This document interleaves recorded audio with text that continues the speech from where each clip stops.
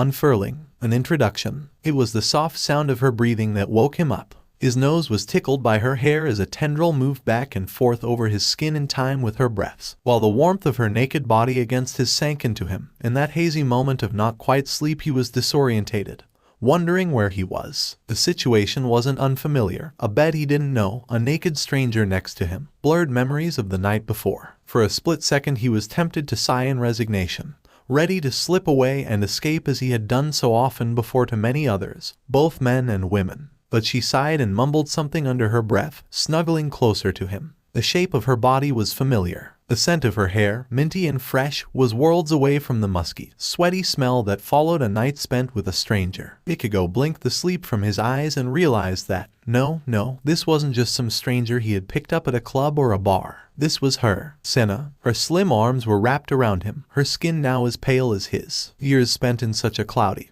overcast country as England weren't conducive to much of a tan, obviously. The similarities seemed, though, to end there. Her hair was jet black whereas Ichigo's was a vibrant, almost unnatural orange that hung down in messy locks to his shoulders. Senna's physique was fine-boned, delicate, and quite tiny, while Ichigo was unusually tall for a Japanese man, proud of his fit, muscled body that was testament to years of martial arts training, hard work, blood, sweat, tears. He wondered if that was why they were together now. If it was true, then, that opposites attracted, because they were nothing if not opposites. She, the kind, caring, playful young woman with the brightest eyes he had ever seen, skin like porcelain, the softest lips, wrists so delicate he thought sometimes they would snap when he held them. And he was just a bad-tempered guy with a permanent frown and weird hair. Not for the first time, Ichigo wondered why such a woman would choose to be with him, when she could really have any man she wanted. Ichigo. His whispered name brought him back down to earth. She was shifting into wakefulness, and her eyes were blinking open slowly. Oh, how he loved her eyes. Brown like his but so light that sometimes, when a slice of sunlight hit them just right,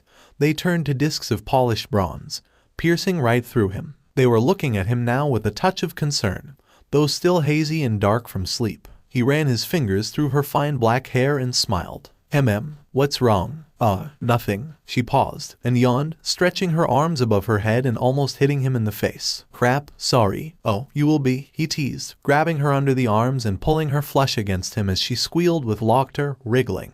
Is that how you greet your fiancé in the morning now? Hitting him in the face. Her head whipped round and she stared at him, wide-eyed. What did you say? What's this? You forgot already. That's not cool. Looks like I'll have to teach you a lesson. Ichigo, you, no. Stop. Ahaha, no you, ahaha. Senna tried to muffle her shrieks of laughter as Ichigo's fingers tickled her underarms, moving down her ribs until they skimmed the soft skin of her stomach, wrapping around her until she was tight against him. She could feel the beat of his heart, strong and healthy, brimming with youth and vitality. Her wonderful, beautiful Ichigo, her fiancé. Her heart fluttered at the thought. So last night hadn't been a dream, after all. She sighed deeply. I didn't think it was real, she murmured, ducking her head in a mixture of embarrassment and shyness. Ichigo squeezed her gently, kissing the top of her head. What do you mean? Yesterday. Last night. I mean ... when you asked me. I thought I'd dreamed it or something.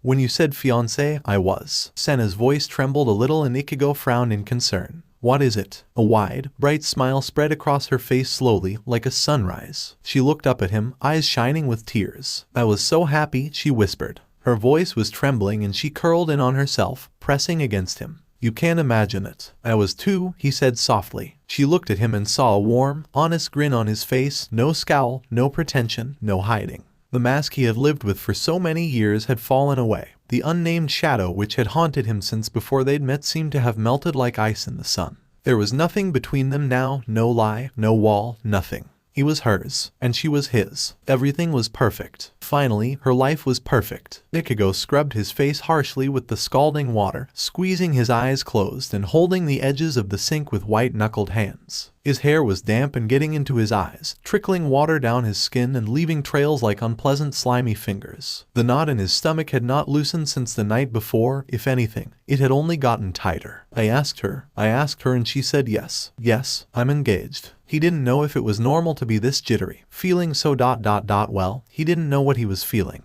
Anxiety, excitement, these emotions were all surely natural and normal for a young man to feel after he had proposed to the love of his life. Something in his chest seemed to throb. He felt almost sick. When would these memories leave him alone? When would he be free? The mirror was steamed up from his shower. He wiped it away and stared at his reflection. His naked torso and now pale skin. Hair on his chest, muscles that were hard and lean from the intense martial arts training he still put himself through. A sheen of moisture covered the tattoo, lending it an even more remarkable depth of shadow. Ichigo stared at it, placed his hand over his heart as if that would make it disappear. But it never would. Nothing would. His hand slipped away. A black panther crawled across his chest, its sinuous body, both beautiful and dangerous, crouched down as if preparing to attack. White teeth were bared in a vicious snarl. The lines were elegant, fluid, a sleek muscular body balanced and poised in perfection. The artist who had done the work had created a masterpiece, using nothing but black ink. The tattoo almost looked like a photograph. There was one thing, though, one thing Ichigo almost regretted. He'd asked for it just as the tattooist had been about to finish, a desperate and love-struck request. It had almost been refused, but Ichigo insisted. Hadn't taken no for an answer. And so, blue eyes were added. The color had been chosen with extreme care, light at the edges, like a robin's egg, darkening to a summer sky, and then the full, sumptuous cornflower blue at the center that was still as striking as the day it had been inked. It had cost Ichigo a lot of money, but he hadn't regretted it. He still didn't. But every time he saw it, a hot knife of guilt and sadness sliced through his heart. Those haunting blue eyes seemed to waver and spread, filling his vision, making him dizzy. Grimmjow's smell, the feel of his cold rough hands, white even teeth bared in a supremely arrogant grin. Ichigo still remembered. The memories had faded and frayed at the edges, but he still remembered. He would never forget. Senna still remembered the first time she had ever laid eyes on him. The memory would stay etched in her mind, bright and shining like the full moon, for the rest of her days, and she cherished it. She kept that time, that secret wonderful time they spent together, closer to her heart than anything else. He had once told her love was belonging. He spoke of it with such passion, she couldn't doubt that he'd felt it before. This all-encompassing burning love that you felt when you knew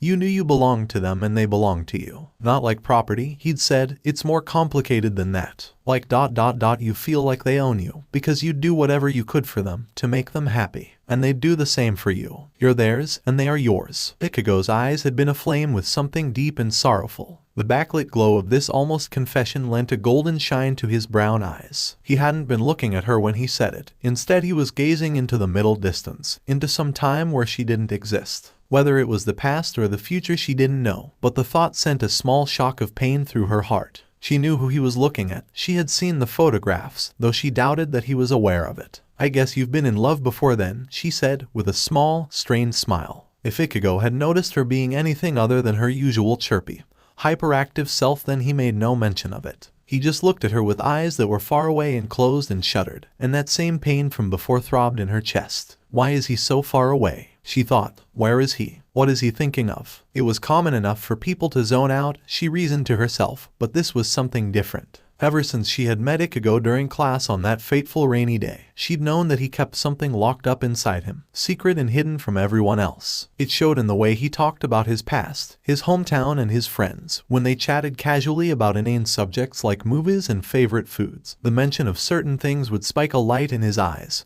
so bright and heartbroken that she was forced to change the subject. Senna wasn't stupid. She was chatty and bright-natured and maybe a little ditzy at times, but she hadn't won a scholarship for nothing. She'd known pain and loss and heartbreak, and it looked like Ichigo did too. It was one of the reasons she'd fallen in love with him so quickly. There were many others, and she knew they made an odd couple, but they shared more things in common than people thought, and the bond between them had only strengthened over time. Even now, lying against him, she could feel it. The beat of his heart in time with hers, warmth of his bare chest almost sending shivers down her spine. She sat up, tilted her head to the side, taking the time to rake her gaze over her beautiful man. Her fingers traced lightly over the arch of one eyebrow, meandering down over a cheekbone and then the curve of his lips. She saw them twitch a little, the shadow of a smile pulling at them lightly, and her hand dropped to his neck, his chest, until her hand was pressed flat against the tattoo. The lines burned. The blue eyes stared at her, almost challengingly. She knew it was silly, it was just a tattoo, it couldn't look at her, she was being stupid and imagining things.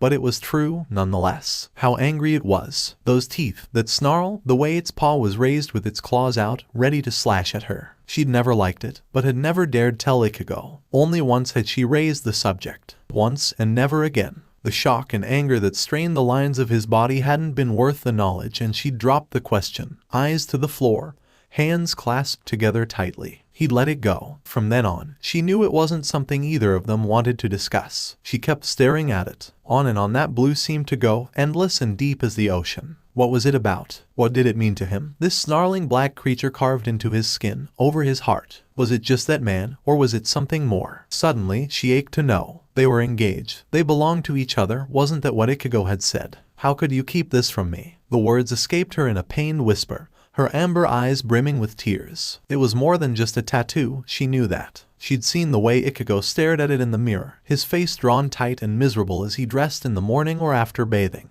It was never mentioned, never talked about, but it was on him, with him, every hour of every day. Like there was someone else in the relationship that he carried on his heart, even while he was with her. When they made love, she could never bear to look at it. Those blue eyes tore into her soul and it made her want to cry. She could never. What is it? A hand caressed her cheek, wiping away tears that she hadn't known she was crying. Senna stared at Ichigo and her face crumpled. He frowned. Senna, what's the matter? She shook her head, drawing her mouth into a tight compressed line so she might stop crying. She had to stop crying. I'm sorry. Senna's words were a jumbled, clumsy murmur. He didn't know why she was crying so out of the blue, but Ichigo sat up and drew her to him, hugging her tightly. His sisters weren't exactly crybabies, but he knew what to do with a woman in distress. So, as she sobbed, he rocked her back and forth, kissing her hair, rubbing her back with his big, rough, calloused hands. He kept on repeating it, kept saying sorry, and that wasn't what she wanted to hear. She didn't want him to be sorry. Do you even love me? She asked him, pulling back. Tell me the truth. Do you? His mouth dropped open. You ... What? Are you serious? Yes. It was the closest she'd ever come to snapping at him, and Ichigo blinked, the confusion and shock written clearly on his face. Why are you asking me this? Now he was hurt. Hurt? The irony of it. I can't ... It's just... As she tried to express her feelings in words, the fire left her. The tears stopped flowing and she hung her head. All she felt was helpless and stupid. What was wrong with her? These sudden outbursts of anger and desperation didn't fit. It wasn't like her. It wasn't Senna. She told herself it was just a stupid tattoo. She didn't know why she was making such a big deal about it. There was nothing. It was nothing. Nothing. Senna. Ichigo was clearly worried now, frowning deeply as he lifted her chin until she was looking him in the eye. Are you okay? Seriously. If you want to talk about something ... You know we can. She licked her lips. Her mouth had turned dry. Without even knowing why, she clenched her fists until she felt the skin would burst over her knuckle bones. Nothing, she said. It's nothing. Senna, don't worry about it. Ichigo, don't say that. Of course I'm worried. You wake me up in the middle of the night, start crying and asking me if I love you. Of course I do. You don't know how much you mean to me. You idiot. Ichigo stopped himself there, cutting off with a harsh indrawn breath and turning away. His mouth was pressed into a thin, hard line, and Senna could feel tears burning again in her eyes. I'm sorry, she whispered. She blinked rapidly, forcing herself as hard as she could to stay composed. Are you really okay? He tilted his head, looking at her so concerned and worried that it broke her heart. You haven't been eating much lately, have you? Is that what's going on? You noticed. How could I not? There's only one person I know in the entire world who eats raw garlic, and you haven't touched it for ... Well,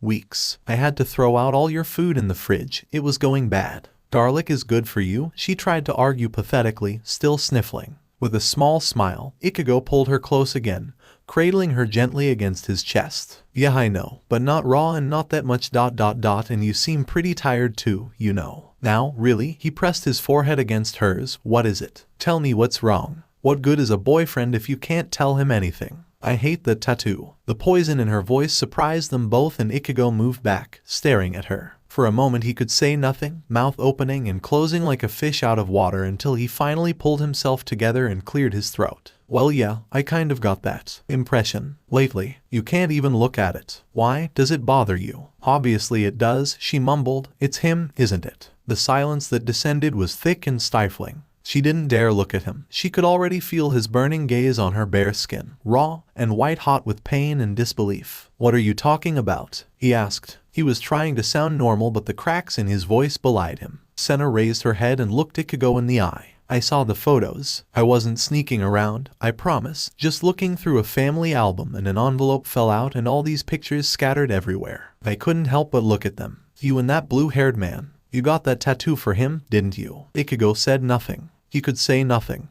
His throat was dry, his tongue a fat lump of useless muscle unable to move in the confines of his mouth. He could barely even swallow. "I knew because you were kissing each other," she said, "and it was pretty obvious you two were more than just friends. You told me you were into guys too. I shouldn't have been surprised but I was." A pause. "You never look at me the way you looked at him." Her voice was a whisper of desperation. Ichigo pressed his mouth into a tight line and looked away, scowling deeply. Anger glittered in his eyes. His warmth slipped away from her as he pulled the sheets off his lap and stalked to the bathroom, slamming the door so hard she flinched. Senna was left sitting by herself on the bed, face pale and tear-streaked. Her stomach roiled. With what? She didn't know. It could have been nerves, anxiety, anger, indigestion, anything. She clenched her fists and squeezed her eyes closed, gritting her teeth and refusing to shed another tear. "No," she chanted to herself, "no, be strong. Be strong, Senna, like you always have, don't give up now." A strange keening whine escaped her. Her eyes were burning, her head aching, pulsing with emotion like an iron band tightening around her skull. Drawing her knees to her chin, she curled up on the bed, wrapping her arms around her legs. She couldn't stop shaking, all the while rocking back and forth, gasping with short, shallow breaths. "I can't," she gasped, heart fluttering. White spots danced in front of her eyes. "No, please, don't go. Please, stay, Ichigo. Please stay." Waves of nausea swept over her. Senna felt like a piece of driftwood in a tsunami, picked up and madly hurled to and fro. She gagged. "I have to." The bathroom door wasn't locked. Ichigo was showering in the tiny cubicle, steam so thick she could barely see the shadow of his hair through the white mist. Senna barely glanced at him as she threw herself over the bowl of the toilet, body rocking with the force of the heaves that propelled her forward. "Fuck." Ichigo's swearing was a faraway, blurry event. Senna could hardly hear him as he pulled back her hair and wiped her forehead. He was still completely naked. The shower ran on, forgotten, and Ichigo hugged her to him as she retched into the toilet, sobbing miserably. For what seemed like hours he rubbed her back and asked her desperately what the matter was. "Are you sick? What did you eat? Holy shit, do you have food poisoning?" "I don't know," she moaned, in between the dry heaves that were now making her stomach cramp up. "I haven't been eating not hungry." "Not hungry? Seriously? Fuck, so not. It's not food poisoning?" Ichigo asked, panicked. Fuck, then what the hell is it?" She shook her head, skin so pale he could see the lacework tracery of her veins at her temples and under her eyes. Her cheekbones were sunken and she looked wan, almost wax-like. Her golden eyes were dulled over with exhaustion, and Ichigo kissed her temple tenderly. He held back his biting questions, trying to keep himself in check, although his insides were writhing with panic. "You'll be okay. I'll make sure of it. You'll be fine," he whispered to her, stroking her hair. Senna swallowed. Her mouth tasted like battery acid and her throat was criminally dry. She could barely hold herself up, instead resting limply against Ichigo's body. In the center of his chest, between his pectorals, was the perfect space for her to lay her head. Senna listened to his heartbeat, faster and more agitated than what she was used to. Her fingers laced through his and they held hands tightly, Ichigo squeezing hers in a death grip. "Ichigo." "Yeah." There was a lump in her throat. It was hard to breathe. She squeezed his hand, his skin covered in scars and calluses. Such a strong, big rough hand. She remembered the ways he had touched her, at first hesitant and almost shy, tender, loving, passionate, wild. All these things and more. How she had opened herself to him like a flower to the sun, firm and bright and glorious. Unbidden, her hand moved, bringing his with it. She settled them over her stomach, curving over it in an almost protective hold.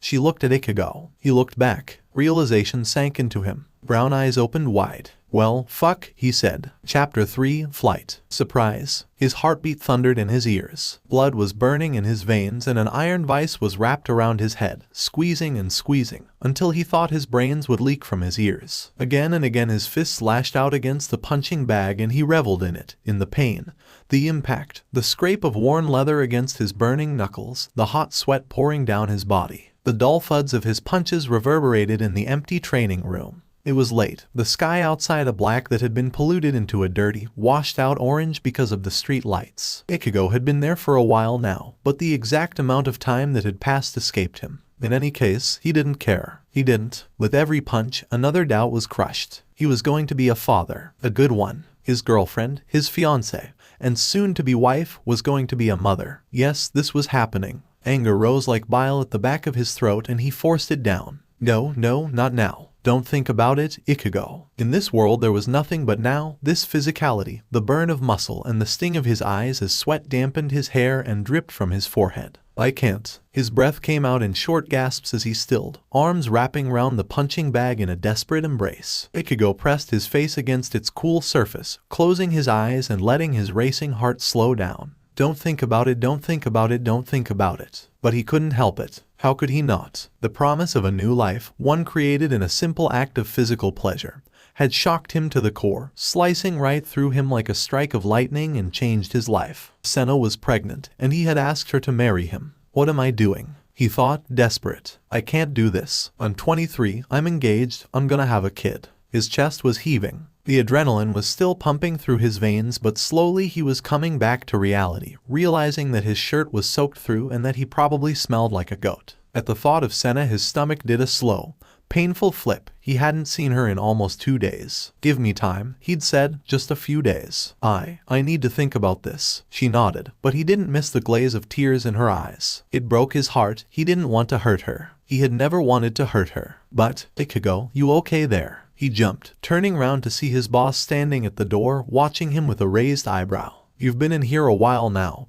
and it's late, he continued. I mean, if you want to stay. Rose stood at the doorway, dressed in his customary ruffled shirt and immaculately tailored jacket. His long flowing hair had always reminded Ichigo of some kind of Victorian hero, from a Dickens novel maybe, or perhaps Bront, the blonde version of Heathcliff. He had a casual, laid-back air to him, but Ichigo had seen the man angry and it had shaken him slightly. He wondered where the hell Hirako Shinji had managed to meet a man like this. You surprised me, Ichigo muttered, slumping to the ground bonelessly. His breath still came in pants. His orange hair, grown to shoulder length, clung to his skin with sweat. Ichigo-kun. Rose stepped closer, now looking concerned. Are you all right? Ichigo meant to laugh, but it came out so bitter he wasn't sure he could call it that. Rose raised an eyebrow and sat down beside him, cross-legged. You look like you have a problem, he said. They say sharing a burden makes it lighter ... or is it that many hands make light work? How does it go? Never mind. Anyway, if you're having trouble with anything, it is my responsibility as your employer to find out and take appropriate measures. At Ichigo's wide-eyed stare,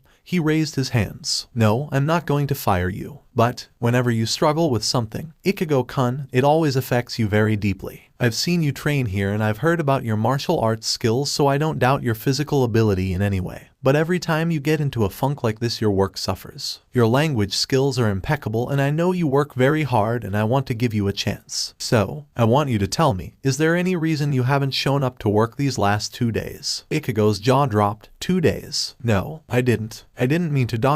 What day is it? He looked so bewildered and contrite that Rose only shook his head and sighed. It's Tuesday evening. You called in sick yesterday at least, but didn't even do that today ... and then just turn up here at the office gym. He shook his head again. Kinda shameless, if you ask me. No, I promise, I just got some really bad news recently. Ichigo flinched as soon as the words came out his mouth. Any other person would have considered this as more of a celebration. Bad news, Rose prompted. The words were stuck in his throat, his voice trapped in thorns. He breathed in and out, slowly and deeply, until his heart was beating at its usual pace. I found out that my girlfriend is pregnant, and I proposed. Oh, marriage. A baby. Congratulations. Rose's face lit up. He was, strangely, a sucker for love stories, and had made a name for himself as a prominent translator of both English and Japanese literature, including manga. He loved the idea of romance, passion, weddings, and children. Ichigo knew at once that he would suggest himself as godfather. But it's not mine. The smile wiped itself from Rose's face, transformed into shock and then horror. Senna did what? No. How? But then ... Why ... I don't know. Ichigo rubbed his temples. The adrenaline had temporarily taken the edge of his growing migraine. But now he could feel the storm gathering in his head, and he didn't want to stay longer than he had to. He wished that the story got easier to tell the more he recited it, like a regurgitation of information that no longer really had to do with him. But it never did. Each time he said those words he felt a cold, sick feeling in his gut. He still couldn't comprehend what she had done. Well, what they had both done, really, he had been just as bad. The more Ichigo thought about it, the more he sank deeper into a black pour of guilt and despair. He should have been there more. He shouldn't have kept so much from her. He thought he had been protecting Senna, but really he had been protecting himself at the cost of their relationship, and the thought sickened him. He drew in a deep breath and began, well, I've apparently always been distant and kind of cold even since before I was with Senna. That's ... that's basically what she said. I'm paraphrasing. She felt the more she tried to know me the more I pulled away. I didn't. Ichigo paused. His voice had caught in his throat. I told her I didn't do it on purpose. I told her about, my past. Here he stumbled, never having told Rose himself about his relationship with Grimmjow and its outcome. So I guess she kind of understood, but she ... she said she was drunk and lonely that night. I think I canceled dinner again 'cause of a migraine or something. She saw some guy she knew. His voice broke. Well, I guess they had a good time while I didn't. And she ended up pregnant. And I thought, okay, I can prove that I could be a good, husband and stuff. I wanted to close the gap between us. The silence hung heavy in the air, Rose staring thoughtfully into the middle distance. Then he said, Ichigo-kun, you really need to stop blaming yourself for everything. The more you try to hide, the more you end up showing. He paused, looking as if he was considering something.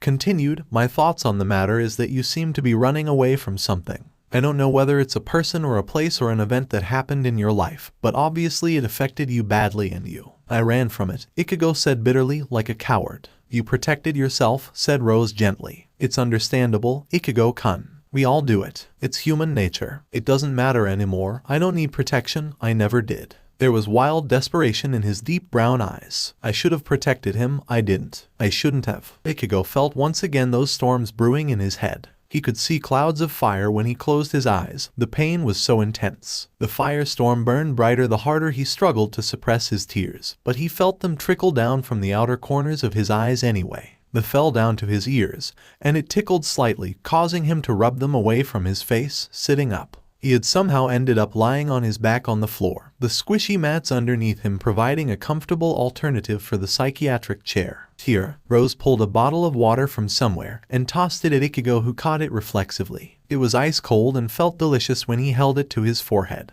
He sighed. Can I tell you something? Rose nodded calmly. Of course. I presume it's something you wouldn't want me to share. Ichigo found himself nibbling at a nail, wishing desperately for a cigarette. No, I mean ... it shouldn't really be a big deal, but it was Japan, so I really didn't tell a lot of people. Just super close friends and family. When I was in high school, I had a boyfriend. He blushed heavily, even the tips of his ears and the back of his neck turning tomato red. The only response he got was a laugh. Oh, is that it? Oh, Ichigo-kun, that's adorable. His blush deepened. Shut up. Rose chuckled once more and then composed himself. All right, I'm sorry. I didn't mean to make fun. Of course, you must have been. Careful about who you told. I'm happy you told me. So, what happened to that boyfriend? And there was the exact question Ichigo had been dreading the entire time, ever since he had left Japan years ago and started working here. He had escaped to a strange land with strange people, who had never heard of Grimmjow Jaegerjacks, hoping to outrun the memories still engraved, vivid in his mind. Memories, places, smells, touches, blue hair and demon blue eyes. They had been one shade away from being downright dangerous. His heart ached. I love Senna, Ichigo said suddenly. I do. But I don't love her as much as I still love. He stopped himself there. He couldn't say that name out loud. Rose waited, silent, patient. Never once did he try to speak, instead giving Ichigo his fullest attention. But Ichigo felt not as if he were being dissected, but as if he and Rose were the only two people on Earth. When he tried to speak again, the words came out a little more organically, telling the story of his childhood bully, his mother's death, that fateful reunion, and the evolution of a relationship he never expected to happen. Rose listened, and at the end, he said, Listen, Ichigo-kun ... what you went through ... it sounds painful. I couldn't imagine. Clearly, you feel a need to protect the ones you love. But it comes at a cost, and you suffer. You don't need to marry Senna just because you want to protect her or the baby. I know you love her, but no one is asking for you to shoulder responsibility for what happened. Senna is a young woman and she made a mistake. You're a young man and you're still hurting from the past, but you haven't. Here he paused, pondering what should I call it? Allowed yourself to grieve for him. I don't want to think about it. No one could imagine. No one could imagine how that would rip his heart into shreds. I can't. You're strong. Ichigo-kun, said Rose, surprisingly so for someone so young. But you can't live in this world without getting hurt if you really want to live, and not just exist. You need to at least confront the past. Accept it. Don't try and forget. Remember the good times and the happiness they brought you. Everything you shared together. Rose's voice was low and soothing. Ichigo felt drained, aching to the bone. He knew that the only cure for his growing headache would be painkillers and sleep, but his body refused to respond as his eyes drifted shut, everything turning into an indistinct blur as he fell asleep for the first time in 2 days. Chapter 4, Turning of the Tide. Can it be true? More than one chapter per year. Well, sorry for the long break guys, but I had reasons MMK. Also, looking for someone to help me edit. It's been a while since I've written anything substantial and I need someone to check stuff over for me. Interested? The phone rang. It echoed loudly in the empty space of his small, bare room, jerking him out of an uneasy sleep. His hand reached towards the cell phone on the bedside table and he drew himself up wearily, back pressed against the cold wall, rubbing the sleep from his eyes. Hello? Some static. A crackle. It's me. You check the news. He sat up, immediately alert. No. Why? What happened? Baragan Luisenbarn is dead. Blood ran cold. Impossible. He thought, I just saw him yesterday. This means they're getting closer, the voice said, between hisses and crackles. The attacks on the others proved that much. His stomach was churning. He knew he was next. So you got a plan or what? Working on it. Got some people on the inside. Figuring stuff out. You better figure it out fast. TCH. So you're still as ungrateful as ever, I see. And you're still as fucking annoying, he snapped. Tell me, with this psychopath on my tail, what exactly am I gonna do? Sit here and wait to die. Silence. A heavy sigh. Then, lay low for a while. Go to work, like normal, but keep an eye out. I'll get back to you soon. Soon? When the fuck is soon, son of a bitch? He glared at the phone, squeezing it in his tight grip. I told you not to hang up on me, motherfucker. The urge to hurl the device at the wall was a hard one to crush. Despite the many years, the constant subterfuge and the attempts to mold himself into a person he knew he was not, his base desires and primal instincts stubbornly refused to be tamed. They could change the hair, the eyes, the name, they could put all manner of prosthetic noses on his face and it still wouldn't change him. He knew that now, after all these years, these useless years running like a dog with its tail between its legs. The thought made him sick. It was an early summer morning and the sun had already emerged, shrouded by a thick layer of cloud. Weak gray light filtered through his thin curtains. He pulled them to the side and looked out at the rain-slicked sidewalks, the gray buildings, the gray sky, people scurrying like ants, mindless. Unbidden, a sneer crawled across his face. I would crush them all. His hatred and anger never dulled. He kept them close to him like cherished memories, sharpening them like knives against a grindstone. He knew that in the past, they had been his undoing, his weakness, but in the future he would make sure he used them as weapons. Running away hadn't helped him. He was realizing that now. The only thing it had done was concentrate his rage into a more potent venom, now that he had the time and means to do so. He did not have relationships, he did not make friends. There was no sex, no physical intimacy with men or women. He forced himself to be celibate, to rein in sexual urges in an attempt to control himself, and he meditated every day. It had been plain torture at first, his limbs cramping and turning numb, his short attention span flickering between the stiffness of his arms and legs to the sweat gathering on his upper lip or at his hairline. And more than once he had almost given up. But if there was one thing Grimmjow Jaegerjax did not do, it was give up. He wrenched both curtains back and rose from his bed. There was next to nothing in this room. A single bed, a small table beside it, a desk and chair, a dresser holding the minimum of clothes in case he had to leave fast and discreetly. No color, no posters, no mess, no personality. The theme extended throughout the rest of his apartment, which felt no more his home than his local bus stop. Monotony broken only by the presence of a large punching bag and weights in the living room where he trained himself into a frothy sweat almost every day. He couldn't afford to be seen at the gym, he couldn't afford to fall into a mindless routine, ever aware of the danger that stalked his footsteps. Aizen Sasuke had been many things, but careless he was not, and Grimmjow knew that it was not enough to be one step ahead of him. You had to be so far ahead he couldn't even see you. This, however, also presented its own challenges, and while he knew that Aizen thought he was dead, he didn't know how long the illusion would last. His former employer, after all,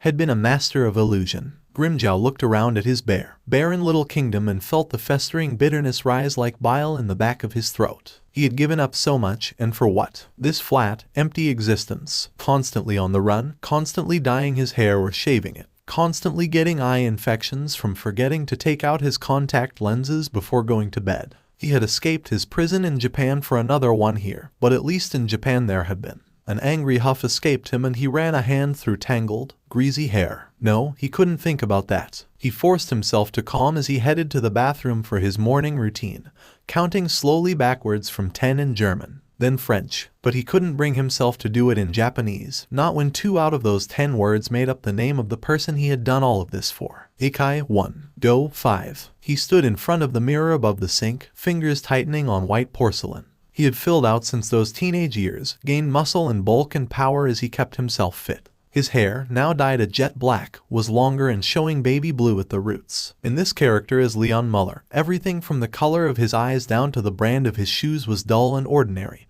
and the identity chafed him like he was constantly wearing shoes the wrong size. He hated being ordinary, had never known how much he had liked his own name, how much it fit him more than any other, spiky, difficult to pronounce, annoying to spell in any language. Although it had been a source of discontent from an early age the moment he'd heard his own name, for the first time, slip through Kurosaki Ichigo's sleepy mumblings that night long ago he had never hated it. The thought of Ichigo made his chest tighten. He wondered how the idiot was doing, if he had forgotten Grimmjow and moved on, gotten a cute girlfriend or a job he wanted, living out his life in safe, stable normality like Grimmjow had wished him to. He hoped not. It was selfish of him, he knew that. He pondered over it while he showered, lathering away the dripping black dye from his hair and the cold sweat from his back. He had wanted Ichigo to be safe, but more than that, more than anything, he had wanted Ichigo to be his and only his. He still did, though 4, almost 5 years had passed. Whenever he caught sight of orange hair his heart jumped and he felt weak at the knees. Stupidly, he still had a picture of them in his wallet, buried beneath old receipts and bus tickets. He never looked at it, ever, but it was a comfort to know it was there, even though it could have served as his death sentence should it fall into the wrong hands. Hot water blasted the soapy suds from his face, and he frowned as he thought about the photo. He hadn't checked to see if it was still there in, well, years. It must still be there. It had to be. Doubt prickled him. He had never checked. What if it wasn't there? In fact, what if it had never been there? What if Kurosaki Ichigo had never existed? If they had never had what they had? If Grimmjow had made it all up?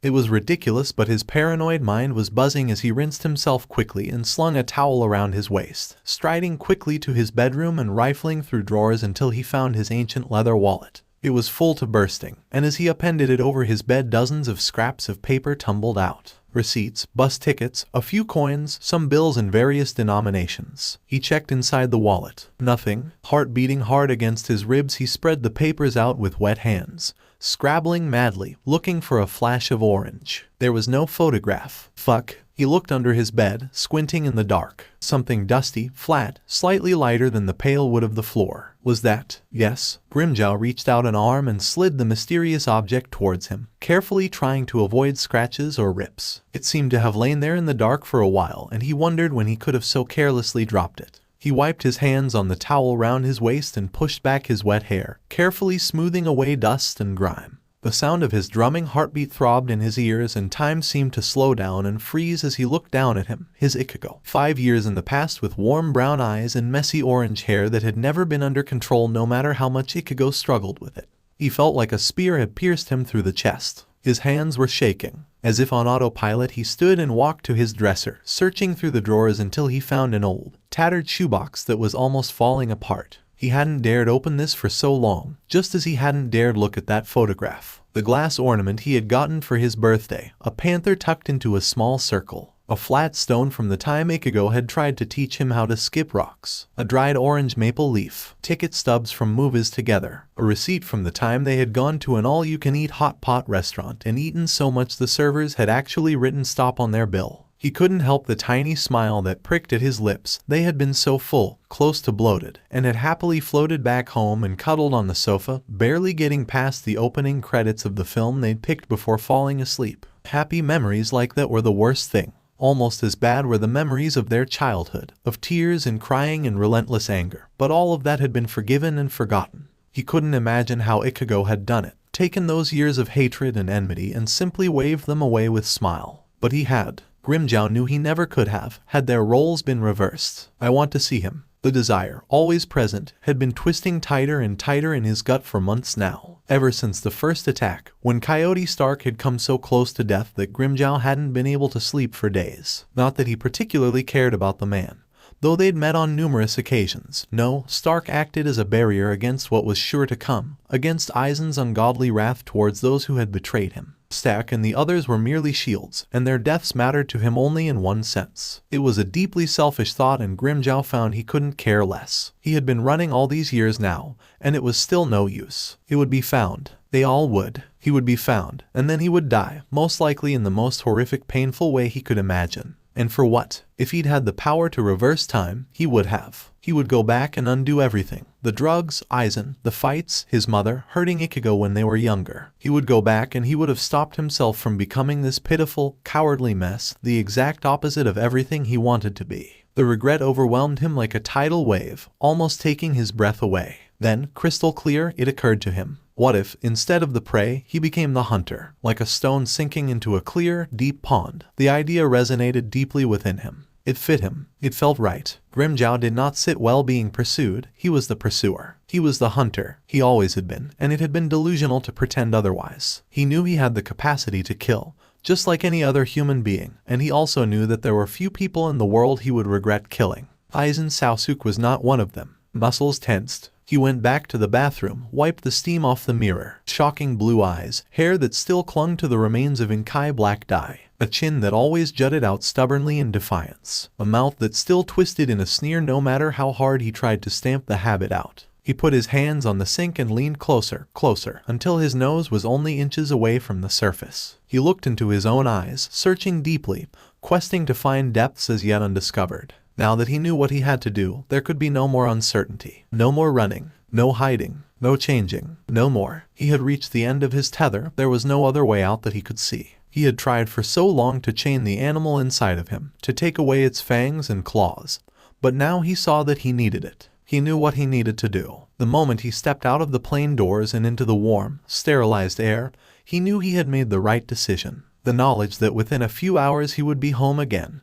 Home, a word he had not used in years, immediately calmed his restless soul. Even the sidelong glances at his hair, the muttered comments about his height and his ethnicity seemed to matter less. So what if other people doubted who or what he was? Ichigo knew who he was. Even after running, abandoning his home and his family, he knew who he was. The memories he nursed, cradled in his broken heart, ensured that. As soon as he heard the rhythm of his native Japanese being spoken around him, the chaos of the last few weeks stilled and he shivered in anticipation of seeing his sisters again. His father, his hometown, his childhood friends. It had taken the painful separation of leaving his home for Ichigo to see through the fog of grief and anger, to reach into the depths of his strength and resilience. Of course, it might have been easier if he'd stayed, but Ichigo had never chosen the easier path. He knew he liked to make things harder on himself, for no other reason than a perverse part of him enjoyed seeing himself suffer. "You're a masochist," clearly Rukia had said. The conversation with her had been eye-opening. Ichigo had not actively avoided contact with his oldest friends, but he had never had more than a 10-minute phone conversation with anyone since he had left. Though they were not exactly face-to-face, Rukia on the screen had looked just like Rukia in person. Her steely eyes were still just as sharp and searching. He'd felt as though she was dissecting him. "Stop staring at me like that. I can't help it. You've changed so much. Maybe if we had video called more I wouldn't have to." Guilt shot through the irritation. "Sorry," Rukia huffed. "Enough of that. You know I don't mean anything by it. I just wanted to talk more." "I know," he said. "That's why I'm sorry. I didn't." Her gaze softened. "Well, that, I can understand. It's just been so long since I saw your face. Everyone misses you." At that, he tried to smile. "So what did you want to talk about?" "I'm coming back." "Good," she said, not missing a beat. "You need to stop running away." It had hurt, but only because it was true. Rukia had never lied to him, and he knew she wouldn't start lying to him now. Ichigo thought telling her everything that happened during the last few months would have been more difficult.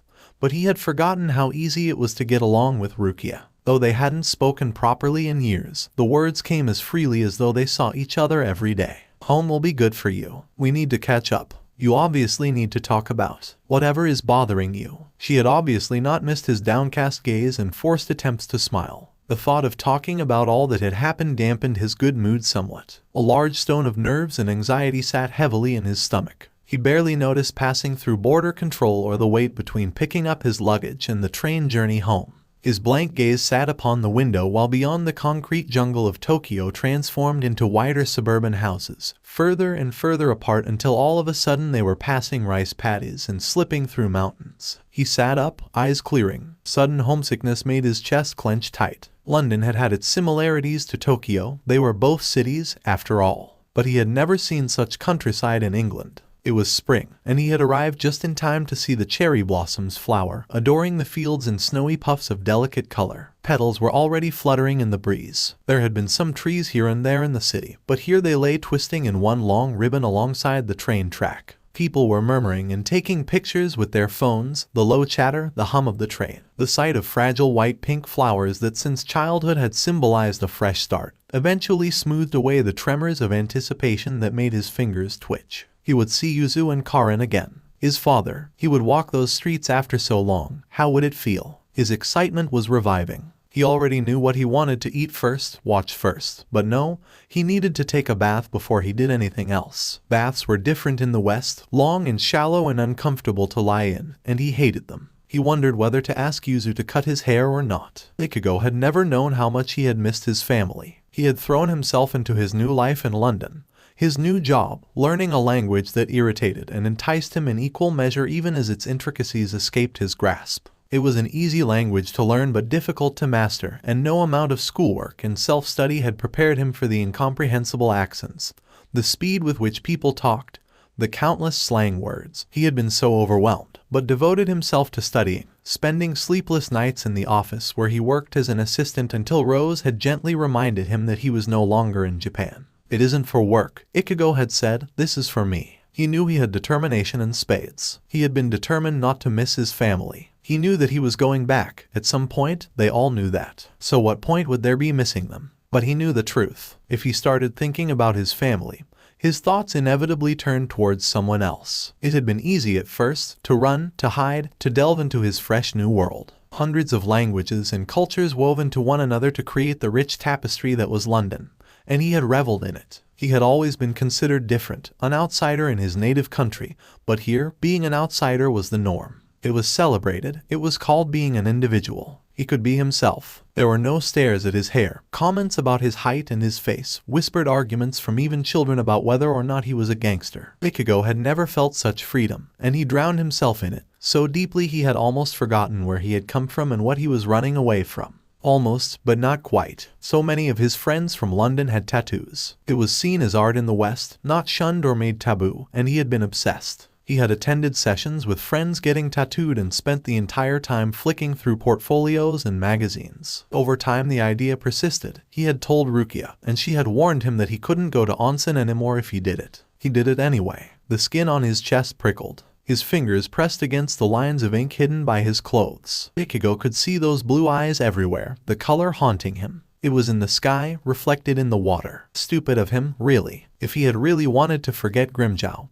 he wouldn't have gotten the tattoo. The pain had subsided into a low, dull ache that he cradled in his shaking hands. He felt it in his chest, tremors shaking the fault lines of ink that remained deep and brilliant as though they had been laid down the day before. He could have forgotten Grimmjow as easily as he could forget his mother. The sky was darkening. Light reflected off the windows and turned them into mirrors. Ichigo saw himself gazing into the middle distance, hand pressed to his chest, and he quickly put it on his lap. He had zoned out but noted with relief that they hadn't gotten to his stop yet. When they did, he took what little luggage he had and stepped onto the platform. Warm, balmy evening air met him with the sound of the cicada. Nostalgia almost knocked the breath out his lungs. The train slid away behind him. He didn't notice. Nothing had changed. The benches, the flower beds, even the vending machines were still where they always had been. He could see bikes parked in long rows. He heard the distant susurrus of cars. The mountains looked the same. Even the air tasted as it always had. He was home. Ichigo. Before he had time to turn around, a pair of arms wrapped around him from behind. He dropped and rolled back, getting into stance and barely blocking a kick to the head before taking a hold of the offending leg and twisting, a little more viciously than needed. His father squealed, a crumpled heap on the ground, a devastating defense and counterattack. My precious son, I was just checking you hadn't gotten rusty. Obviously you are sharp as ever. Daddy admits defeat. You can let go of him now. Goatface, I thought we agreed, not in public. Out of nowhere Karin was suddenly beside him and yelling at their father, shocking Ichigo out of doing almost exactly the same thing. I can't believe this, she said. You still haven't grown up. How old are you now? 50-something. Isshin's eyes were tearful. Beautiful raven-haired Karin-chan. Ask your strong, brave brother to let go of daddy's legs. This is most unnecessary. You should, Ikai-ni, Yuzu said, also appearing out of nowhere. People are staring. Ichigo left his father sobbing on the ground to embrace his sisters. He didn't know why people were staring. Surely the entire town by now knew that his father was a madman. He noted with surprise how tall Yuzu and Karin had gotten. Their arms were tight around him. He let out a breath he didn't know he'd been holding, and his shoulders relaxed. For the first time in what seemed like a while, a smile came naturally. Ichigo insisted on driving them home, intent on showing off his driving skills. Luckily, the English drove on the same road as the Japanese, but he ended up getting lost halfway through the twisting, nameless streets in his native Karakura. Frazzled by Karin's shouted directions, Isshin's attempts to grab the wheel out of Ichigo's hands, and his own short temper, a shouting match ensued between him, his father, and Karin until Yuzu had been forced to take the wheel. The day couldn't get any worse, he thought. Not only had most of his luggage failed to follow him from London to Tokyo, he had almost ran an elderly couple over, and now, searching through his pockets, he found that his keys had disappeared, before remembering that they had been in his other suitcase, the one he didn't have. He sighed irritably. Guys, you have keys to the house, right? Please don't tell me all three of you forgot. Again, a pause. Of course we do. Well, someone does. Isshin looked at his two daughters hopefully. Karin scowled. I'm insulted by the fact that you would even think I'd forget, Ikai-ni. It's a good thing none of take after dad much. You take after him enough to forget to bring essential items when you go out though. Worryingly often. I used to, Karin countered. But when you went away we didn't have anyone sad enough who just stayed home and studied all the time to let us in. So obviously I learned to bring my keys with me. You are such a salty little asshole today, Ichigo muttered, but he couldn't help the grin spreading on his face. He had missed this. Karin was grinning too. The journey passed in companionable silence, until they reached the house and Isshin erupted in glee, dancing with delight at the fact that Masaki would finally see her son again and the family would be together. Ichigo had rather wanted to pull out his keys and open the front door for himself, but instead he waited impatiently as both Karin and Yuzu rooted around in their purses or pockets, until Isshin remembered they kept a spare key under a flower pot in the garden. At that, Ichigo insisted on being the one to open the door. When he slid the key into the lock, twisted and pushed, it was almost shocking how familiar the motions were. As if he had never left this town, as if he had opened this door just the day after coming back from school. He stepped in and slipped off his shoes. The house smelled exactly the same. The shadows cast on the floor were the same. He breathed in deeply. A hand weighed upon his shoulder, and Ichigo turned to see his father smiling at him. Welcome home, son, said Isshin. Several weeks before, he twirled the bottle between his fingers restlessly. He could feel curious stares and heard muttered comments. They were all wondering why he had come here, he the loner, the outcast. How very familiar it seemed. Only a few short years ago he had lived this reality in high school, and it seemed he was doomed to repeat it. In the dim light the set of his shoulders appeared threatening as he hunched over the bar top. All around him he could hear gossip and complaints about work, their supervisors, the customers, overtime, holidays, kids, boringness. He stifled the urge to smash the glass bottle on the ground. Just because. What a horrible place. Why had he chosen to come there? A sudden flash of orange, and his heart convulsed.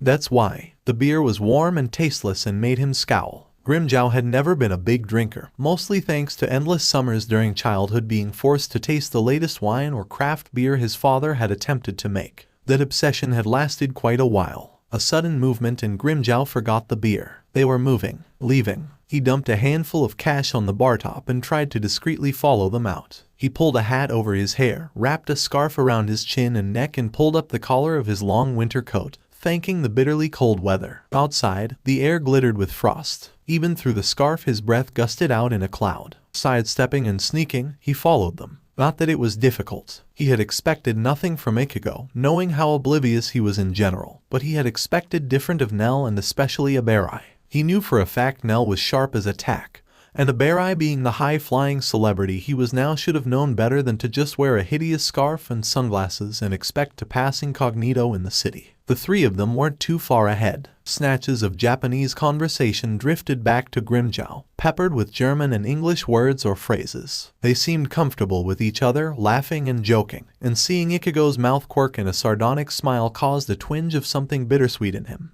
He remembered the feel of that mouth against him, those lips against his. When he first saw Ichigo, Grimmjow had almost had a heart attack. He had power walked to the nearest toilet cubicle and sat, chewing at his fingernails as he ran over what he had just seen over and over in his head, the office cafeteria, where he worked as a part-time chef, full of people he saw every day, with the addition of one person he didn't, who, for some reason, stuck out like a sore thumb. They were tall, with their back to him and a hood covering their hair, but the lines of that body had screamed at him. Alarm bells in his head deafening him as that stranger had turned to greet another, who pulled down his hood playfully before embracing him with a loud squeal. Ichigo. Grimmjow's mouth went dry at the memory. Blood was rushing in his ears. He couldn't see or hear anything else but that one person. Same brown eyes, same orange hair, but things had changed. The hair was long and shaggy, and Ichigo had filled out a little more since high school, although even then he had been pretty ripped for a teenager. But the lankiness, the discomfort in his body, the self-consciousness had gone. Grimmjow's memories had been of a boy. Here, now, he was seeing a man. Those eyes though, what is it about his eyes? They had always haunted him, even since they'd been children. Now, they looked sadder, even as he smiled and hugged Nell after what appeared to be a long separation. It begged further questions. Of all the places, why there? Why then? Why? He picked the skin around his fingers, a habit he had picked up in lieu of smoking, desperately wishing for a cigarette. The cafeteria wasn't busy, they could spare him for 5 minutes. His body was on high alert as he walked to the staff entrance, next to which was the smoking area. Every muscle and nerve was thrumming with tension and he caught himself staring at every person who passed, hoping yet fearing. It wasn't until Grimmjow arrived outside that he realized he didn't even have any cigarettes. Familiar voices murmured, and the hairs on the back of his neck stood on end. His heart was equal parts terrified and overjoyed. He turned, and the first thing he saw was Ichigo standing next to Nell, exhaling smoke with a cigarette in his hand. Flooded with outrage, Grimmjow froze. He couldn't believe his eyes. Oi! They both turned to look at him, and the moment they met, his gaze square on an icicle of pure fear stabbed his heart. Idiot, idiot. Grimmjow had never been particularly good at damage control. He opened his mouth, and the words stumbled out. Can I bum a cigarette off one of you guys? It came out in German. Ichigo glanced at him questioningly before turning to Nell, who translated. Ichigo nodded and moved towards him, pulling out a cigarette from a pack and holding it towards him. Grimmjow took it, barely daring to breathe. His hand was shaking. His heart was pounding. Reckless, idiot, stupid, so much time and effort and trouble to go through all of this, change his name and identity, strip it all away to leave a shadow of a man. But one look at those brown eyes and he felt his whole body trembling. He wanted to move closer. He wanted to grab the hand that was offering that cigarette and tuck it underneath his arm. Pull Ichigo close and breathe in the scent of his hair. It felt like his body was being peeled away from the inside out, layers of ecstasy and agony, and it hurt. I can't believe he smokes, he thought, taking the cigarette and holding it between his lips. All that shit he gave me for so many years, and now look at him. What a little asshole. Ichigo stepped closer, raising a lighter and cupping a hand around Grimmjow's mouth. At this distance, the butterflies in his stomach became riotous. He thought he was going to throw up. What in the names of all the gods in the sky was he doing? What was he doing? A small flame flared up and lit Ichigo's face. There were shadows under his eyes. His face looked drawn, but in his eyes, Grimmjow could see that strange combination of steel and tenderness he had never understood was still there. Those eyes flicked up to look at him, and he immediately turned away. Thanks, he grunted, inhaling deeply and stepping back. His throat burned and he could already feel the nicotine buzz. Fighting the urge to huddle against the wall to avoid being seen, he thought again about his new resolution to stop running, to stop hiding. Ichigo had been the one to inspire all of this bravery, and Grimmjow refused to act like a coward in front of him. He settled on leaning against it casually, ducking his head down to conceal his face. As he took measured inhales of the cigarette, his mind raced. What could it mean that Ichigo was with Nell? Was it mere coincidence that they would all be in the same place here and now? They were talking, but too lowly for him to eavesdrop. A new thought struck him suddenly. Baragon. His blood chilled. It was too dangerous for Ichigo to be here. If a former ally of Aizen Sasuke hadn't been safe all the way on the other side of the world, then neither would a Japanese boy with orange hair that could probably be seen from the other side of the world. During the murmured conversation between Ichigo and Nell, a familiar name dropped and his ears perked up. See how Renji's doing before I go back. It's been a while since we. The cigarette was almost done. It went against smoker etiquette to ask for another from the same person, but there was no one else there. He could only stay a few short seconds more, but stalled, dragging his feet to the trash can standing between him and the other two. An insistent urge was propelling him to find out what Ichigo was doing, where he would be going next. If Hirako Shinji didn't know Ichigo was here, then Grimmjow would be the only one who could protect him, and he strained his ears in an attempt to hear more. No more running, he reminded himself, no more running. I know a place we could all go, he heard Nell murmur. People go there after work. They won't know him there. Where did you say you were meeting him? Ichigo mumbled the name of an unfamiliar train station. They were meeting there in an hour, he explained. Did Nell want to come with him? I have work, she said apologetically, and that was all Grimmjow needed to hear. He quickly threw the crushed cigarette butt into the trash can before nodding a quick thanks to Ichigo and turning on his heel. Wait. It was spoken in Japanese, but he stopped automatically. A second later he felt a hand on his shoulder. The touch was light and delicate, but still firm. He knew whose hand it was. He didn't want to turn around, but he did anyway, and when he saw Nell smiling up at him, his stomach somersaulted. He didn't dare speak a word, choosing to frown at her quizzically. She nodded in Ichigo's direction. He wants to give you his cigarettes. He's trying to give up. Grimmjow looked to see Ichigo holding out his pack in offering. It was crumpled and looked half empty, but he took it anyway. If only Ichigo knew who he was giving this to. The irony of the situation was almost too much. If only he knew. Thanks, he grunted in German, fists closing around the battered pack. You're welcome, Ichigo replied in German too, and Grimmjow looked at him with surprise. A small smirk curled Ichigo's mouth. Grimmjow bit down on his lips to stop himself from doing the same and nodded again, stuffing the cigarettes in a pocket before leaving. An hour? He had an hour. He needed to be at that train station. Perhaps he could finish work early. He needed to contact Hirako, contact Sholong and update them. Something like this should not have slipped under their radar. Though it had a few years now, he allowed, and maybe they had all gotten complacent before Baragon, before the other attacks. But now was not the time for complacency, nor was it the time for running. He had just promised himself to become the hunter he should have always been. This time, he wouldn't leave it up to anyone to do what he should have done years ago. Chapter 6, Decisions. The night was blurry, powdered with snow. He didn't remember much. Meeting Nell at her workplace cafeteria, going outside for a smoke, and then meeting Renji at the bar. Drinking more, until laughter flowed from his lips more easily than it had in years. Renji had survived these years almost unchanged, and it had been a great comfort to Ichigo to see that his friend was still obsessed with tacky sunglasses and soccer. The latter of which was of course only natural if you were a player from one of the most famous clubs in the country. Ichigo remembered that Grimmjow had supported this club. Something Munich. Munich something. He really should have remembered the name. But when he confessed to Renji that he didn't know it, the other redhead had only laughed and waved a hand in dismissal. I don't exactly blame you, his old friend had said, smiling. After me being a WOL all these years ... can't expect any better, huh? Ichigo had opened his mouth to protest, but Renji shushed him before he could say a word. Nah man, it's okay. I understand. You had other stuff to deal with. Bigger fish to fry. He shrugged, slid a sideways glance. You look ... tired. If you don't mind me saying so. Ichigo snorted. If you don't mind me saying so. Who am I talking to right now? The Queen of England. Just say what you mean. Hey, excuse me if I've grown up in the last few years or so, huh? I'm not such a shit-talking little asshole anymore. He jabbed a thumb at his chest, which was puffed out in pride. I'm a professional soccer-playing shit-talking asshole now. Ain't you proud, Ikai? The nickname seemed to slip out before he could stop it.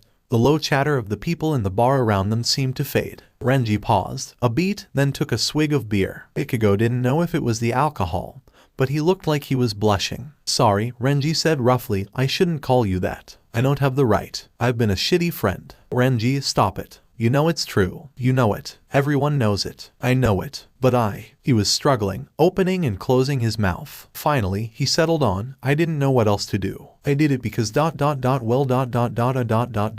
Whatever he had to say, it was clearly causing him some trouble. Ichigo raised an eyebrow and waited. After a surreptitious glance around the booth they were seated in, Renji leaned in forwards, close to him. Ichigo could smell his musky, woody aftershave, and underneath it, a hint of barley tea, the way he had always smelled. That smell hadn't changed since the days where they had trained at the Shinigami Academy together, and it wrapped around him like a comforting scarf. Renji muttered, I know you went through a hard time. I can't even imagine it. I know you loved him. His face twitched. I know you loved him more than anything else. I didn't know what to say. Or do. You were so. A helpless motion with his hands. You know. And I thought ... this isn't fair. I'm off to play soccer, to follow my dream, do what I've always wanted. I can't. Being around you, I thought it would only make it harder for you, you know. I thought ... why am I having all this good luck right now? It ain't fair. I didn't want to rub it in your face. I knew you wanted to be left alone. I thought ... when you felt better, you'd start talking to me again. You know, I tried. A note of defensiveness crept into his voice. I called back into town, asked around. Everyone said you'd up and left for England and you didn't really contact anyone anymore. Not even Rukia or Orihime or Chad or nothing. So, you know, I thought, shit, why the hell would he want to talk to me now? I can't just waltz into his life like nothing ever happened. Of course you can, Renji. Ichigo said, that's what I just did, right? His face fell guiltily and Ichigo cursed himself. No, that's not what I meant. I mean, it's cool. Water under the bridge. I understand. I was hard to be around, I get it. It ain't your fault, he rushed to say. I mean, there was lots of shit happening at the same time. Some stuff you, don't know about ... well, that no one really knows about. Ichigo might have been imagining the blush before, but he certainly was not now. Renji was turning as red as his hair, fiddling with his empty beer bottle. He was staring at it intently, peeling off the label and scraps. Ichigo sighed. Hey, take off those stupid sunglasses. Everyone can see your hair. People already know who you are. You might as well just give it up, okay? Look me in the eye and tell me what's bothering you. For a while, the other man didn't answer him. But then, finally, Renji sighed and pushed the bottle away, slipping off the glasses and looking at Ichigo very earnestly, like a dog being reprimanded. Well, okay, first, you have to promise not to judge me. Wow, not a good start. Also, I can't promise that, but carry on. Fuck. Okay, well, he cleared his throat. You remember before graduation, me and Rukia, we were having problems. And we broke up and stuff. There were a few reasons for that. He coughed into a fist awkwardly, looking around to make sure no one was listening. Okay, so, there was a party at her place. Kind of a chill thing, not too many people. Actually, I think it was after that game me and you played together. You remember, there was a foul when some guy kicked you ... Rain was pissing down ... The game finished. And you and Grimmjow went off somewhere, I dunno. Renji shrugged. Ichigo remembered that night, walking to the graveyard, fighting, holding hands in the rain. The pride he had felt seeing that bright blue hair amongst the crowd. I remember that game, he said. There was a party after, Renji said, at Rukia's. It was getting late. People were leaving and I was just kinda hanging around, you know, in one of those big empty rooms they have. Byakuya appears from somewhere and I'm totally ready to duke it out with him. For some reason I was so pissed, but he was totally calm and nice to me. And I'm weirded out by it. Anyway, we end up talking. Just a normal nice conversation except I'm stupid drunk and... At this point, Renji became even redder than his hair. He couldn't meet Ichigo's eyes. And, Ichigo prompted. Well, he looked like he would rather be anywhere else but in that tiny booth. We kind of, sort of, kissed. For a moment, there was only white noise. Then it sank in. I'm sorry, what? Me and Byakuya. He was trying to sink into the cushions. It looked like you could have fried an egg on his forehead. We kissed. Ichigo's mouth fell open. He stared at Renji in silence for full 10 seconds, then repeated, what? You and kissed, Byakuya, kissed, the guy, Rukia's brother, kissed, holy. He was flapping his mouth open and shut, astounded. Wait, so that's the real reason you and Rukia broke up? Holy crap, dude, you kissed her big brother. Dude, I didn't even know you liked guys. I did, he muttered. Well, actually, I wanted to talk to you about that too. Ichigo, Ichigo. There you are. Oh, and Renji too, so cool. Back together again, just like high school. As soon as she arrived, Hurricane Nell swept them up into a frenzy of seafoam green and more beer, until he felt flushed and hot, unsteady on his feet. He noticed the tense, furtive glances Renji kept throwing at him, but kept being distracted by the feeling of being watched, and looked around at the packed bar to see who it might be. The other two, oblivious, plied him with alcohol and reminisced happily about their high school days, pointedly ignoring the months leading up to graduation. Unfortunately, by this point Renji had been noticed by the majority of the patrons, several of whom had come over to ask for a picture with him, and so it was difficult to determine the source of the intense gaze he felt. With a jolt, he thought he recognized the man he had seen earlier at Nell's work watching them, but a soft hand on his shoulder distracted his thoughts, and he shook his head. Of course someone from her work was here. Hadn't she said this was a popular spot for people to come and drink afterwards? Ichigo. Nell smiled at him sweetly. Oh, you're so drunk. You totally haven't changed. You still can't handle your alcohol at all. Come on, let's go home. You can crash at my place tonight. They hauled him upright, helping stuff a hat over his unruly orange hair and wrapping a woolen scarf tight around his neck. Outside, the biting cold helped clear his head and he thought again about what Renji had told him. Hey, he hissed to the other man several minutes later while Nell was occupied with her phone. Dude, we still need to talk. You can't just leave it at that bombshell. You need to follow it up.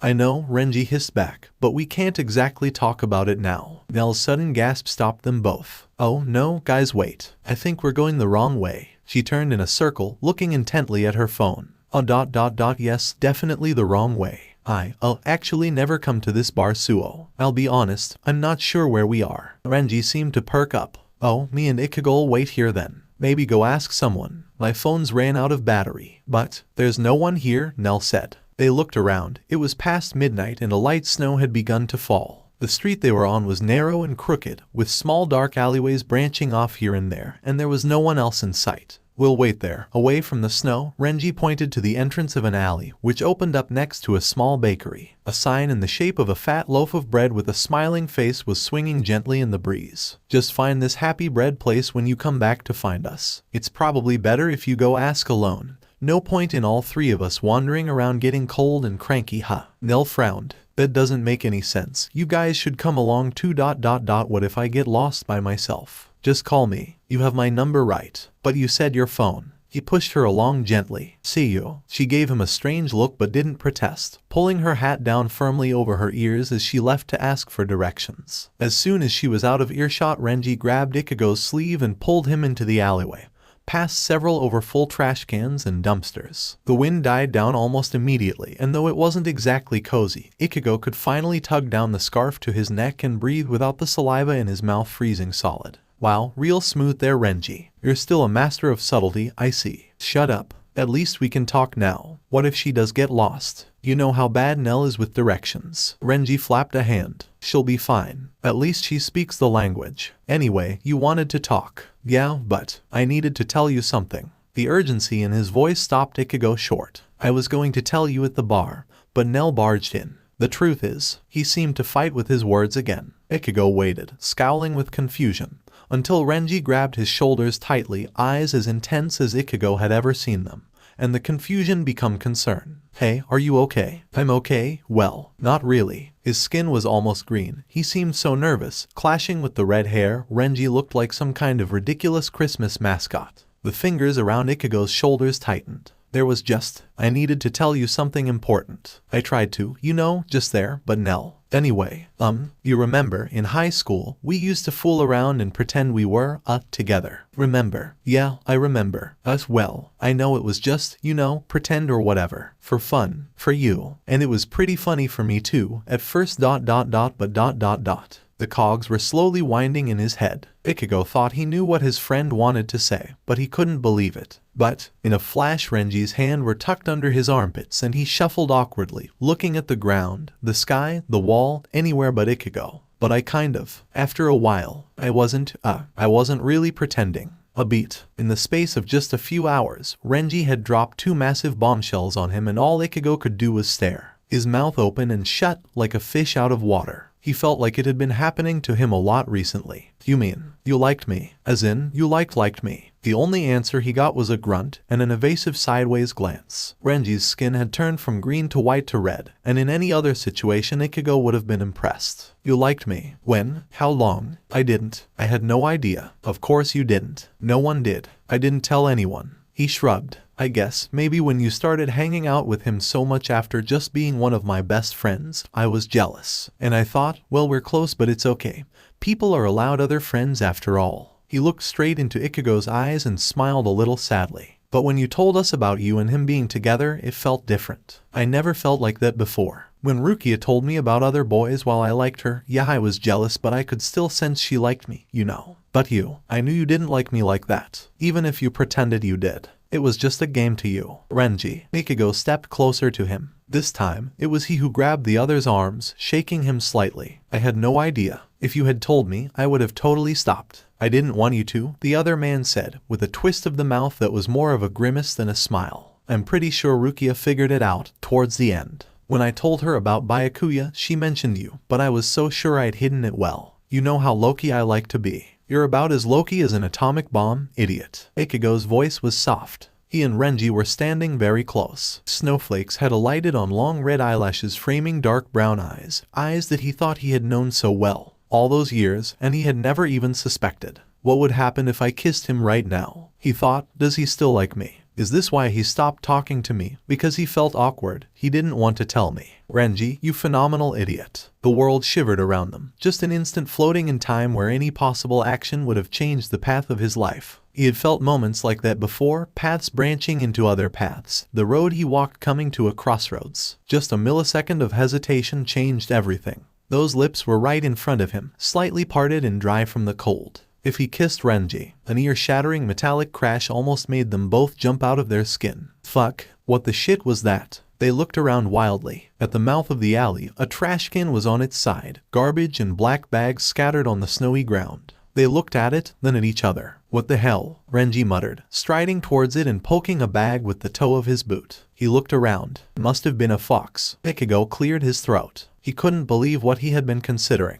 He must have been more drunk than he thought. Yeah, let's go find Nell. She's been gone a while, she probably got lost. Grimmjow was seething. He had not felt such acute rage in years. No amount of meditation, no amount of beating the shit out of a punching bag would tether this fury. There they were, two long figures in the dark with powdered snow falling around them, the perfect romantic picture. They were standing far too close, heads bent towards each other. He had good hearing. He knew what they were talking about. He knew what Abarai Renji was saying. He knew how that bastard had felt about Ichigo. He had always known. The only person blind to it had been Ichigo himself. Naive, idealistic Ichigo, who had never seen the pining look in his best friend's eyes until now. The moment Ichigo had stepped closer to Abarai, Grimmjow could feel it, the shaking of the world as it fluffed itself up, ready to settle back down again and preen its feathers like a duck about to dive into the water. Every kiss was a momentous occasion. No matter how or when or why it happened, two people looked at each other and there was always a moment, even if it was less than a millisecond, a pause when time was not time anymore. It was nothing but liquid opportunity,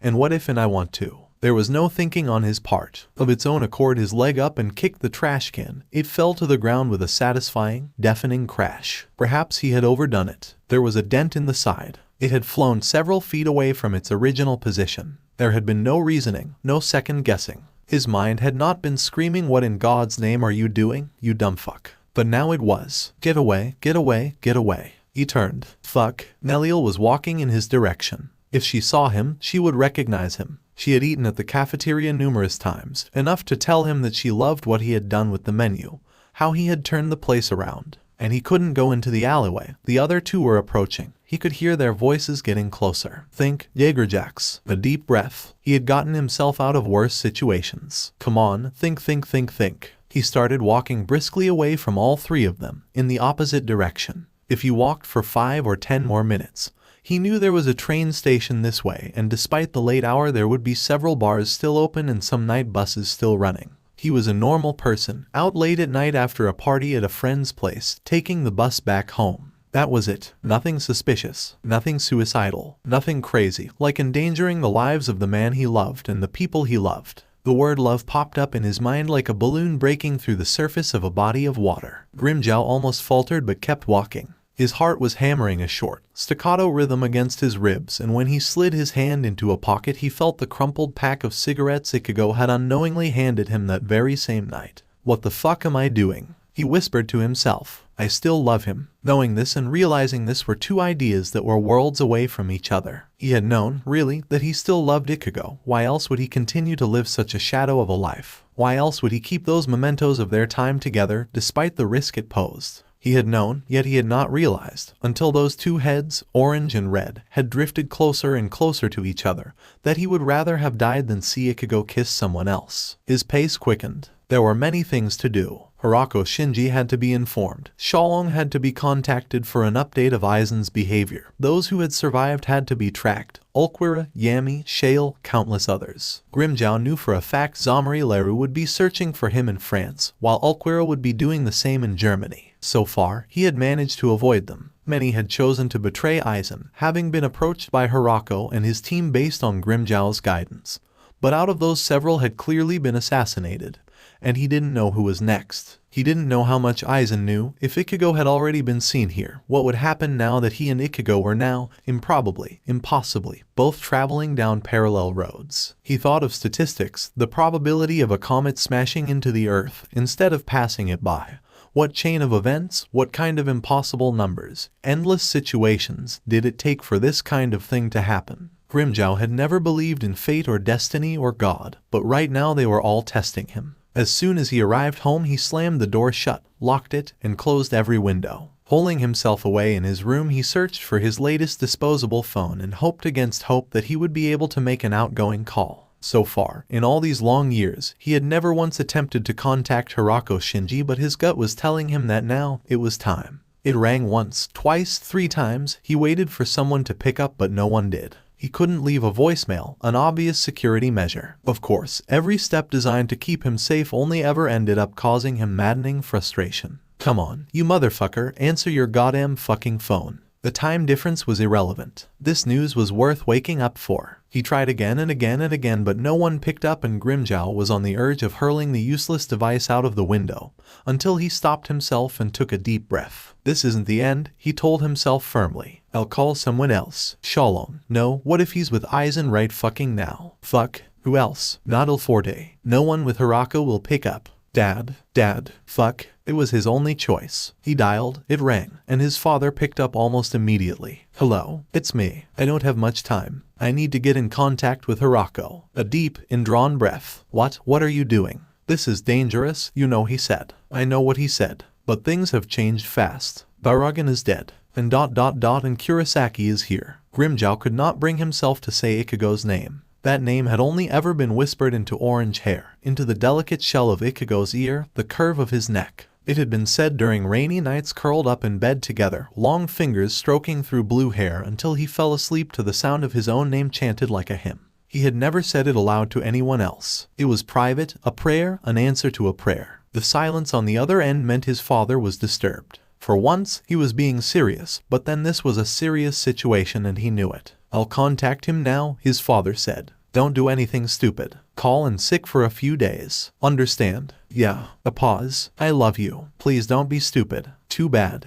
I must have got it from you. Grimmjow hung up. His heart was still racing. His hands were clammy and he wiped them on his shirt. Call in sick. Don't do anything stupid. In other words, lie low. He had no intention of doing that. Grimmjow was packing his suitcase before he even knew what he was doing. His hands obeyed while his conscious mind was in overdrive, aware of the noose tightening around his neck. It won't be long until he finds me, he thought, unless I go find him first. Draw him out, like poison. Doesn't matter if I die this time. An image superimposed on the back of his eyelids, 2 heads close together in the snow, orange and red, red and orange, closer and closer and closer. His chest felt like it was being crushed. It won't matter if I die, he repeated to himself, I'm already dead. I've been dead for years. It's time I came back to life. And he's here anyway, he'll be safe. He has friends here. He'll stay a while. Probably. He has a bear now. He'll be safe. While he's here, I should go. Best thing for everyone. He was shaking too hard to answer the phone when it rung. After a second or two he composed himself and held it to his ear. Hirako hissed at him. You better have a damn good reason to. Kurosaki's here. I just saw him.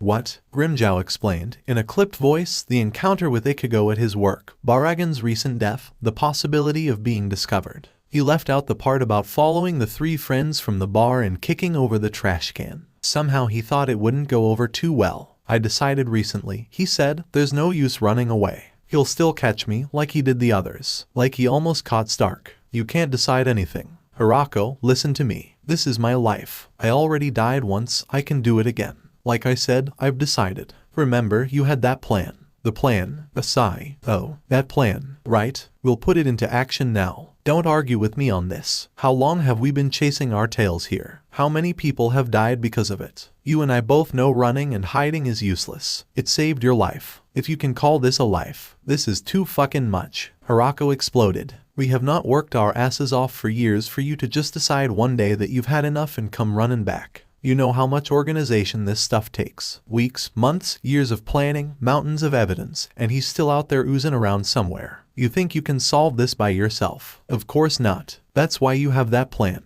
He paused. Anyway, it's too late. I just bought tickets for Tokyo. I leave in a few hours. Hirako Shinji rarely cursed, Grimmjow had found. In those following minutes it seemed 5 years' worth of stored expletives rained down upon him like a meteor shower, but he stood and listened to every word because, after all, the man had saved his life. He owed him that much. When he had finished, Grimmjow said, "Well, I guess I'll see you when I get there, huh? Toodles." There was a muffled scream before he hung up and he found his mouth splitting in a shit-eating grin. He went to the bathroom and looked at himself. Dull eyes, pudgy nose, weak chin. It took a supreme effort to resist peeling all the prosthetics from his face there and then. But he contented himself with the thought that this man in front of him, average, boring, everyman Leon Muller, would soon be gone forever. He couldn't wait. He would finally be himself again, fully and unapologetically, down to the blue hair and the terrible attitude. Grimmjow had decided that he would rather die as himself than live as a shadow. Even if that shadow had been cast by a blinding orange light that he still loved with an intensity that hurt. That light had, after all, led him out of the shadows and the darkness and the pain so many years ago.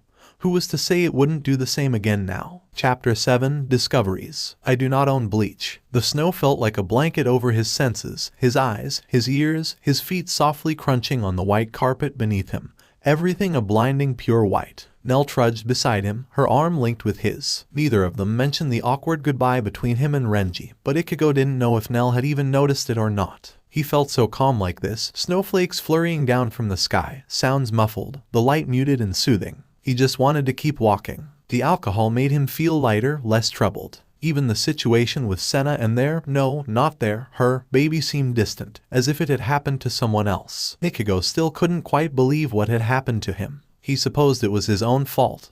He had been too far away, too preoccupied. He had taken her for granted. He knew she had loved him dearly and he had loved her, but not quite enough, and he hated himself for it. Arriving in a new country all those years ago, feeling like he was living in a black hole, he had clung to someone who had reminded him of home even though home was what he had been running away from.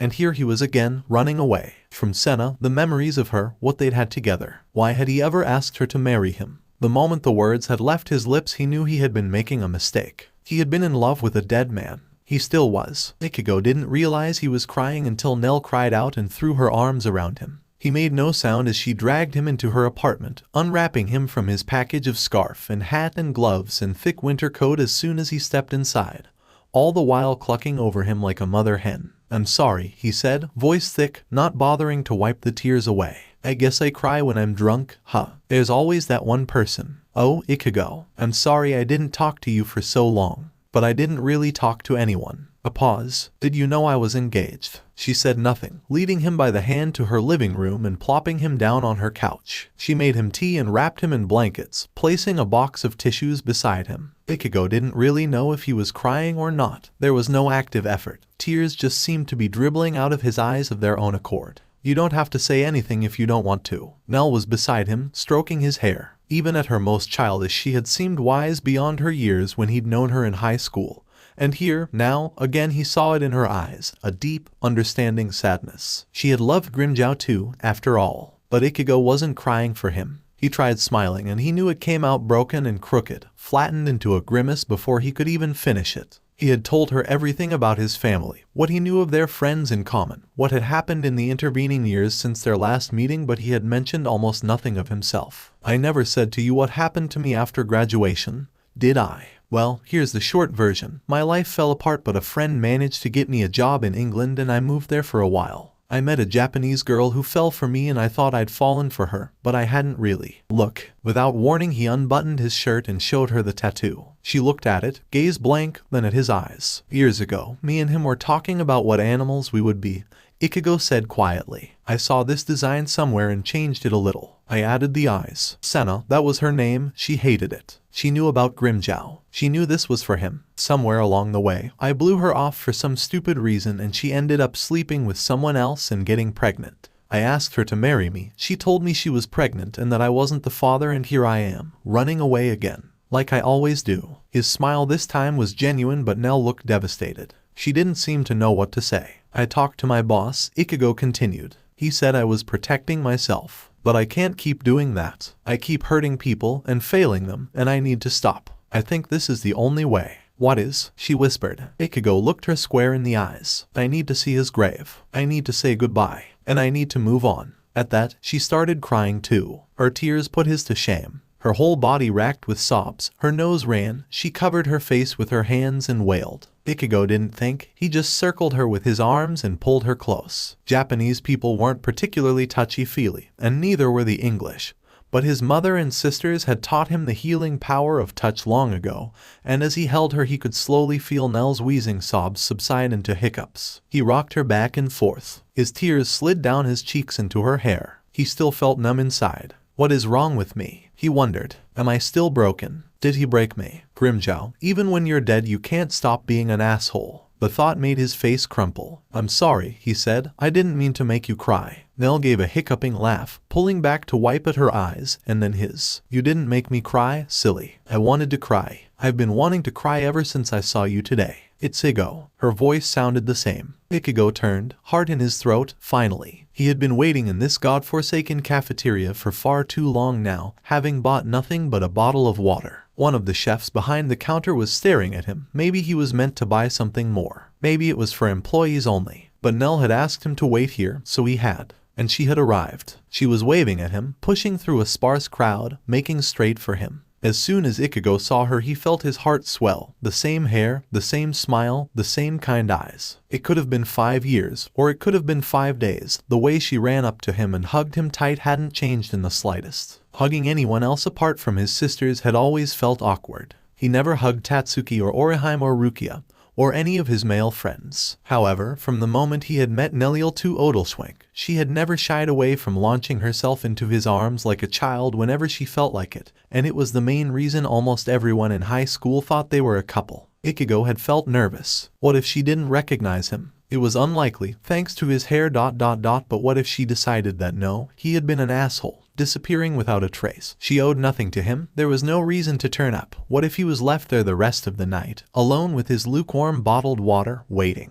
But as soon as he saw her, he knew he shouldn't have worried. Nell's hug felt the same. Her arms felt like steel cables. Ichigo had always known she was deceptively strong. Strong enough to beat almost everyone he knew in a fight.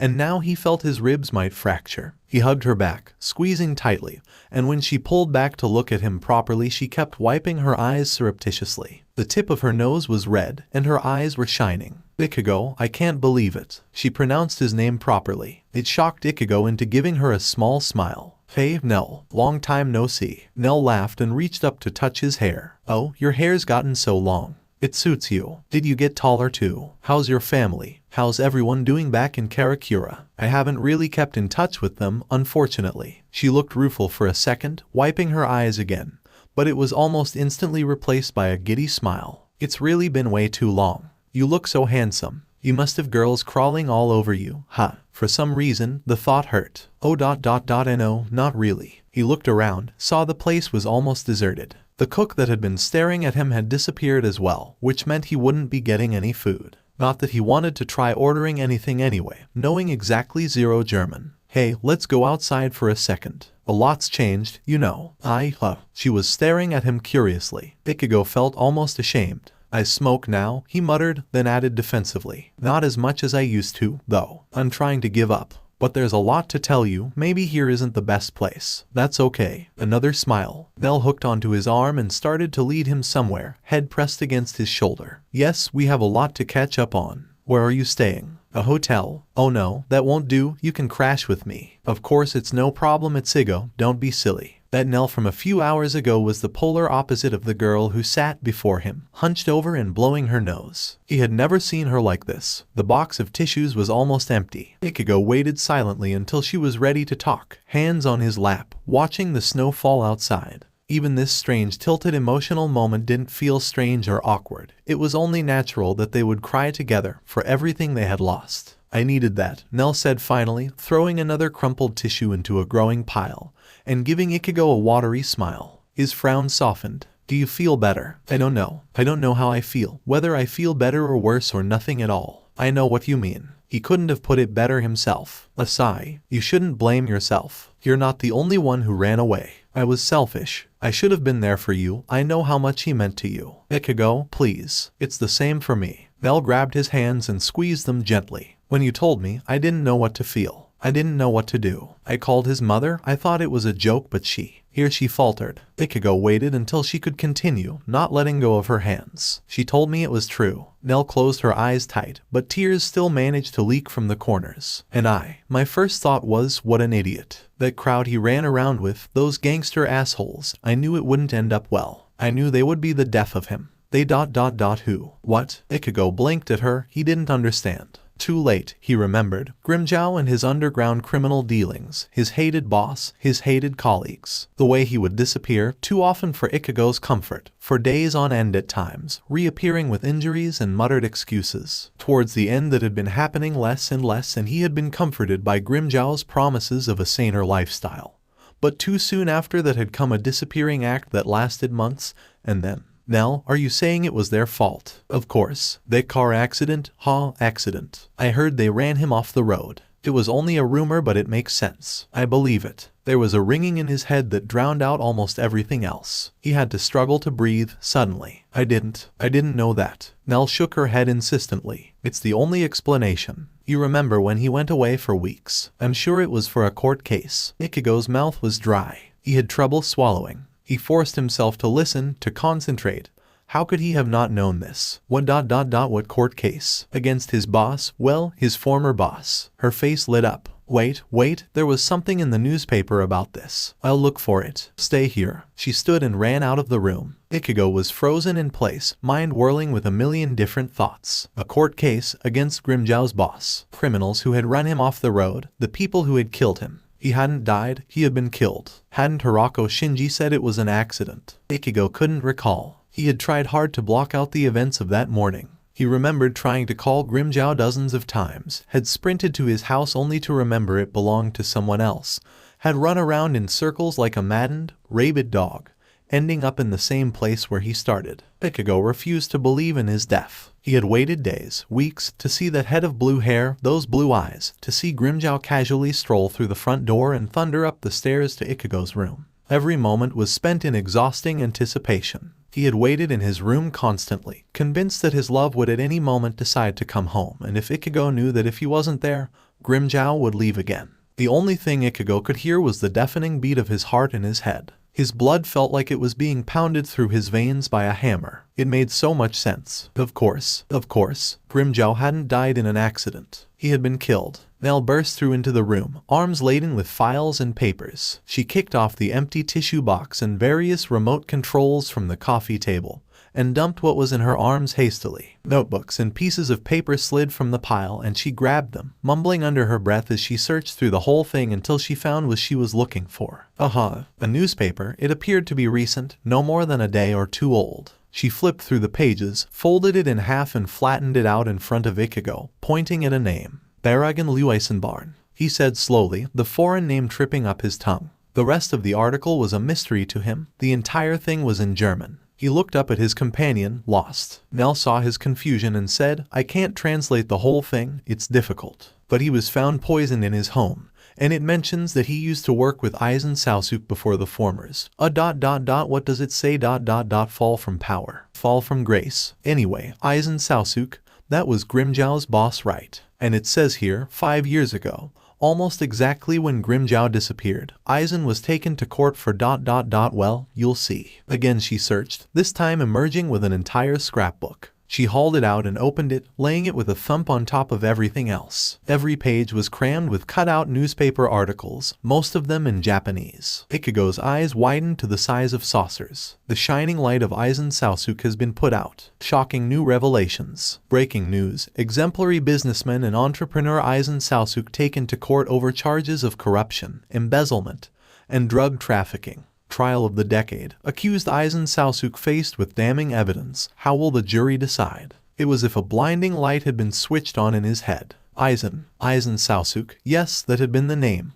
he had heard in curses, decorated liberally by swear words almost every time it had been uttered, though he had never thought to actually remember it. Ichigo couldn't believe he had been so blind. Thankfully, Nell had not been as stupid as he. There was so much. Pages and pages of newspaper cuttings, articles printed from the internet, ripped out from magazines. He didn't know where to start. Nell ... What is this? He breathed. When did you how? She shrugged. I remember Aizen's name being mentioned once or twice, and then I saw it on TV while the trial was happening, right when Grimmjow had disappeared, and I thought, oh. I saw one article after the next and I just found myself collecting them. After that, I don't know, I guess it became kind of an obsession. I found everything I could and I, made this. Obviously Grimmjow was involved. Obviously he was important during the trial. That's why he couldn't see or talk to anybody, right? And then when the whole thing was finished, Aizen was declared guilty, only he ended up escaping. And right after that, Grimmjow dies. It can't be a coincidence. It can't be. He couldn't believe it. Ichigo was unable to tear his eyes from the pages, flicking through them on autopilot at first, then turning back to the beginning and poring over each article. They were arranged in chronological order, but the first few pages had nothing at all to do with Aizen being concerned with the death of another man, someone called Inugumi Daichai. The name rang a bell. Ichigo frowned, trying to dig in his memories for where he had heard it before. The man had some connection to Karakura, and Ichigo was sure he knew him somehow. Who's this? She peered over his shoulder. Ah, him. Okay, so this is a stretch, but I think it's plausible. This man was head of a big security firm, but he was also pretty shady. It was common knowledge he had connections with gangsters. I read about him, and apparently he provided bodyguards, cameras, and so on to the right people if they paid enough.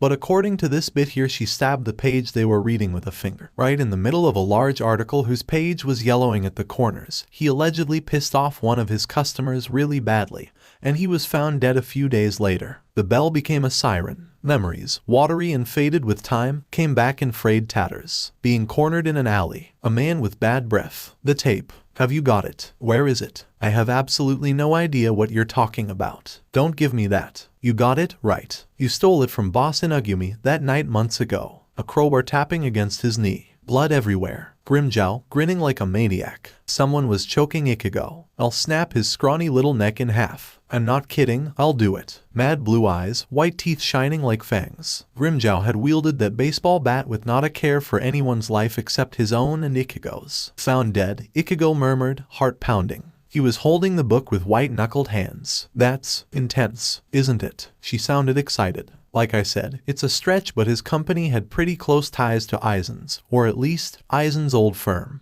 Old firm. He was floundering, lost in Nell's vast knowledge. He hadn't had even the slightest inkling of what she was talking about, and he cursed himself roundly. All of these years he had been moping and pining, while she had been gathering evidence, connecting the dots, and painting a picture in which it seemed Grimmjow was only a small element. And yet, he was also the key to all of this, and Ichigo was seized by a sudden, violent hunger to know every detail. Nell, you have to tell me, he said to her urgently. Go through it all with me. I need to know about this, everything about this ... Damn it, how could I have been so stupid? I should have seen this coming, I should have known. Ichigo, don't. He wanted to protect you. Her voice was gentle, and when Ichigo looked into her eyes, all he saw was the deepest love. He told me what you had done for him, how you saved him, even when he hated you and tried to make your life hell. You saved his life every day, over and over, just by existing. He didn't want you to get hurt. He didn't want you to know about any of this. Please don't blame him. He didn't speak. He looked down, back at the black and white pages, a mass of script that blurred.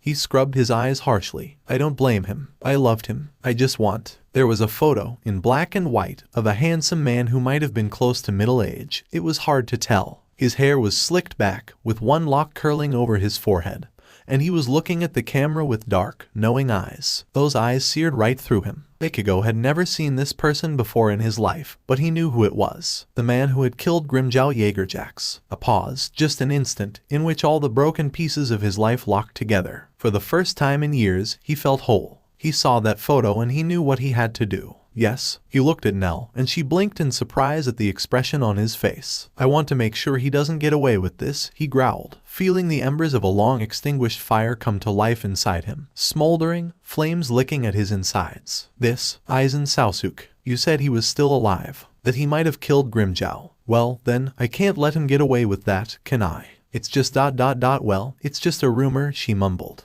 It seemed the look in his eyes had taken her aback. But it isn't just a rumor, is it? What you said makes sense. And you have all of this. He waved a hand over the coffee table, over the piles of old newspapers and printouts, to prove it. You think he did it, don't you? Well, he was found guilty of all of his crimes, so I don't see why murder would be so difficult for him. Nell, answer me. Do you think he killed Grimmjow? He pressed her. She opened her mouth, then shut it. Finally, yes, I think he did. For a while, he was silent, even as Nell continued to watch him with a somewhat concerned glint in her eyes. With every second, conviction grew stronger and stronger. Something ironclad that lent strength to his body where before there had been weakness, gave him clarity where before his mind had been muddied and confused. Once again, Ichigo could see his path stretch out before him. But this time, there was only one option. He surveyed the mountain of paper before him. As far as he was concerned, it was more a mountain of gold waiting to be mined. He nodded once. It was decided. Okay, he said. Okay, she repeated. What's okay? Like I said, he can't get away with this. Aizen Sasuke is still out there somewhere, even after everything that he did. Even after killing. Ichigo paused. Why was it still so hard to say his name? He killed him, Nell. Maybe he didn't shoot him directly in the face or stab him in the heart, but he probably gave an order or something, right? That's what criminals like that do. But his hands are still dirty, and I'm not about to sit around anymore feeling sorry for myself, running away from all my problems when really I should be running at them. Nell's eyes were wide with horror. What are you going to do? Whatever I need to, he said, shrugging, staring at the photo. It might have been a trick of the mind. It might have been the fact that he was still a little tipsy, but he thought could see a faint smirk curl the edge of Aizen's mouth. It fanned the flames of anger inside him. But first, I need to look at all of this. Ichigo, you can't. You're just one person. What are you going to do? What can you do? He caught her flailing hands and held him in his own gently, smiling at her with as much reassurance as he could. Nell, don't worry. Please, I'll be honest. I have no idea what I'm going to do. But I'll come up with something. I always do, you know me. None of her words, her concerns, her warnings could sway him. He listened patiently, but they both knew that when Ichigo resolved to do something, nothing could stop him, come hell or high water. He had endured his broken heart, had suffered almost every day, and now he knew the only thing that could stop the pain was to take it and wrestle it into submission. Mold it with his own two hands. It felt so good, so liberating, to finally feel like this. For too long it seemed as if he had been wandering aimlessly, yet stuck in place at the same time. Now he had a direction, an objective, and the beginnings of plans and ideas were already swirling inside his head like dust clouds in space before they formed planets. He would have been more than happy to jump into the situation by himself, guns blazing with almost no thought or preparation, ready to take on the entirety of the Japanese mafia if he had to. But thankfully he had grown up somewhat since his teenage years, though his stubbornness still persisted. And after looking at all of the research Nell had done, he knew he was woefully unprepared. Ichigo hadn't been lying. Even a few scant minutes before, he'd had no idea what he was going to do. But within seconds names and faces were popping up in his mind. People that could help. People that he knew would want to help. I need to thank you, he said. For what? You said this turned into kind of an obsession for you, right? Now you have someone to share it with. And it's going to help me. I can't save him anymore, Nell. But I want to do this for him. I want to make sure he can rest in peace, finally. And then when I do that, I can go to his grave with my head held high and tell him I did everything I could. And then I think I'll be okay. Whatever you need, I'm here. You won't have to do this alone, even though I know you want to. But I loved him too, and I want to help, Nell said softly. I know, you will. But first, carefully, he gathered up everything before them and piled it up neatly on the floor next to the couch. It was calm and methodical, every movement betraying his new inner zen. Even his customary scowl had smoothed out into a look of placid serenity. Now that he knew what had to be done, he could afford to let go a little. Nell watched with interest and squealed when he faced her and said with a smirk, "It's been a while since we had a sleepover, Sleepover? Yes, with ice cream and blankets and trash TV. And we can sleep in the same bed like we used to." She hurled herself forward, burying her head in his chest. "Aw, Ichigo, I missed you so much." Ichigo's breath was crushed out of his body, but he didn't mind in the slightest. He said, "Also, I think I'm still just drunk enough to sing some karaoke. Or is that too far? Karaoke too? Oh, this is the best reunion ever. You better go get that ice cream before I change my mind." She was beaming. "You still like chocolate, right? I would probably die before I stopped liking it.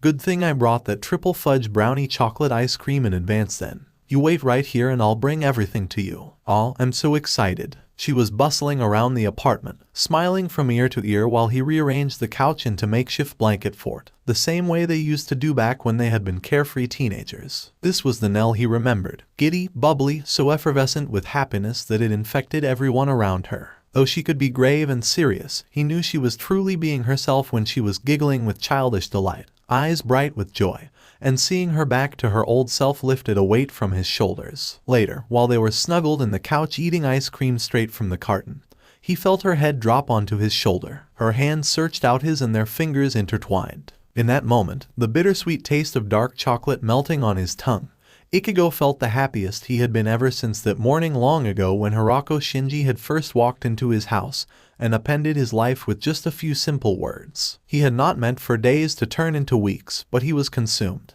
The fire that burned within him was fierce and white-hot, and it was different to the fire of self-hatred that had propelled him along until now. It was constant and even, and Ichigo found himself eating and sleeping properly for the first time in weeks. He could even think about Senna and the baby without his heart feeling like it would rip itself apart inside him. All too often, he thought of contacting her. He had left suddenly, quitting his job and moving out of their shared apartment within days of her news, and he knew he had torn her life up into pieces. She said she was okay with it. She said she had understood.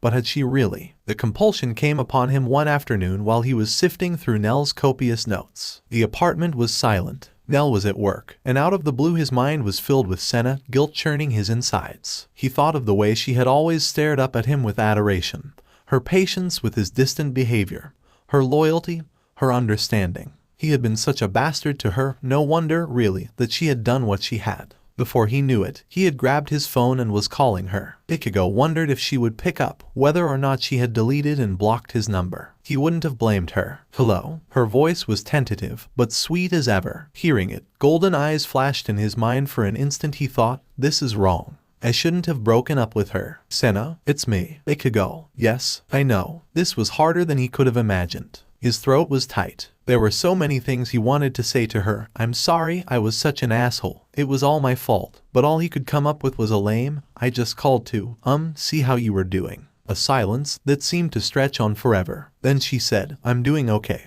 And he knew she was lying. Her voice quavered slightly like it always did when she lied. And after that a dam burst in him and a torrent of words stumbled out of his mouth. Look, I know I kind of just disappeared. And I feel like an idiot. I know I wasn't a great boyfriend to you, and you deserve a lot better than me. I'm sorry for what I did to you. She said nothing, and he couldn't imagine what expression she might be wearing.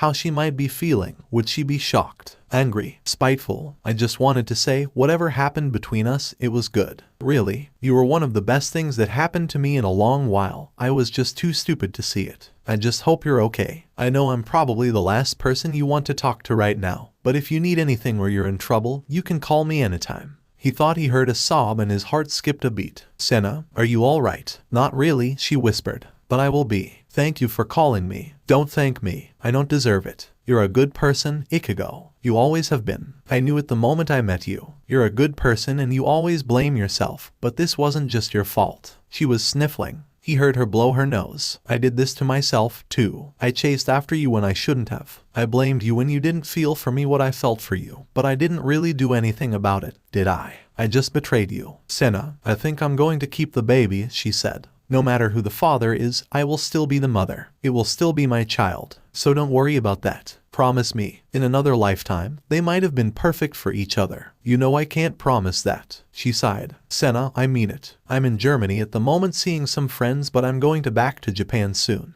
If you come back too, tell me. If I can't be a good boyfriend to you, I can try and be a good friend at least. I want to help. I know. Thank you. The conversation seemed to be winding down to a close. He could tell she wanted to stop talking, and he hurriedly added, I won't bother you again for a while. You must be busy. But if you want to talk anytime, or just call me an asshole and scream at me, that's cool. You can do that. I won't mind. Oh, I might take you up on that someday. Ichigo could hear her smiling, and it made him smile too. Bye, Senna. Goodbye, Ichigo. She hung up first. For a while afterwards he sat and stared into the middle distance, the tight knot in his chest unraveling slightly. Then he wiped his eyes and went back to work.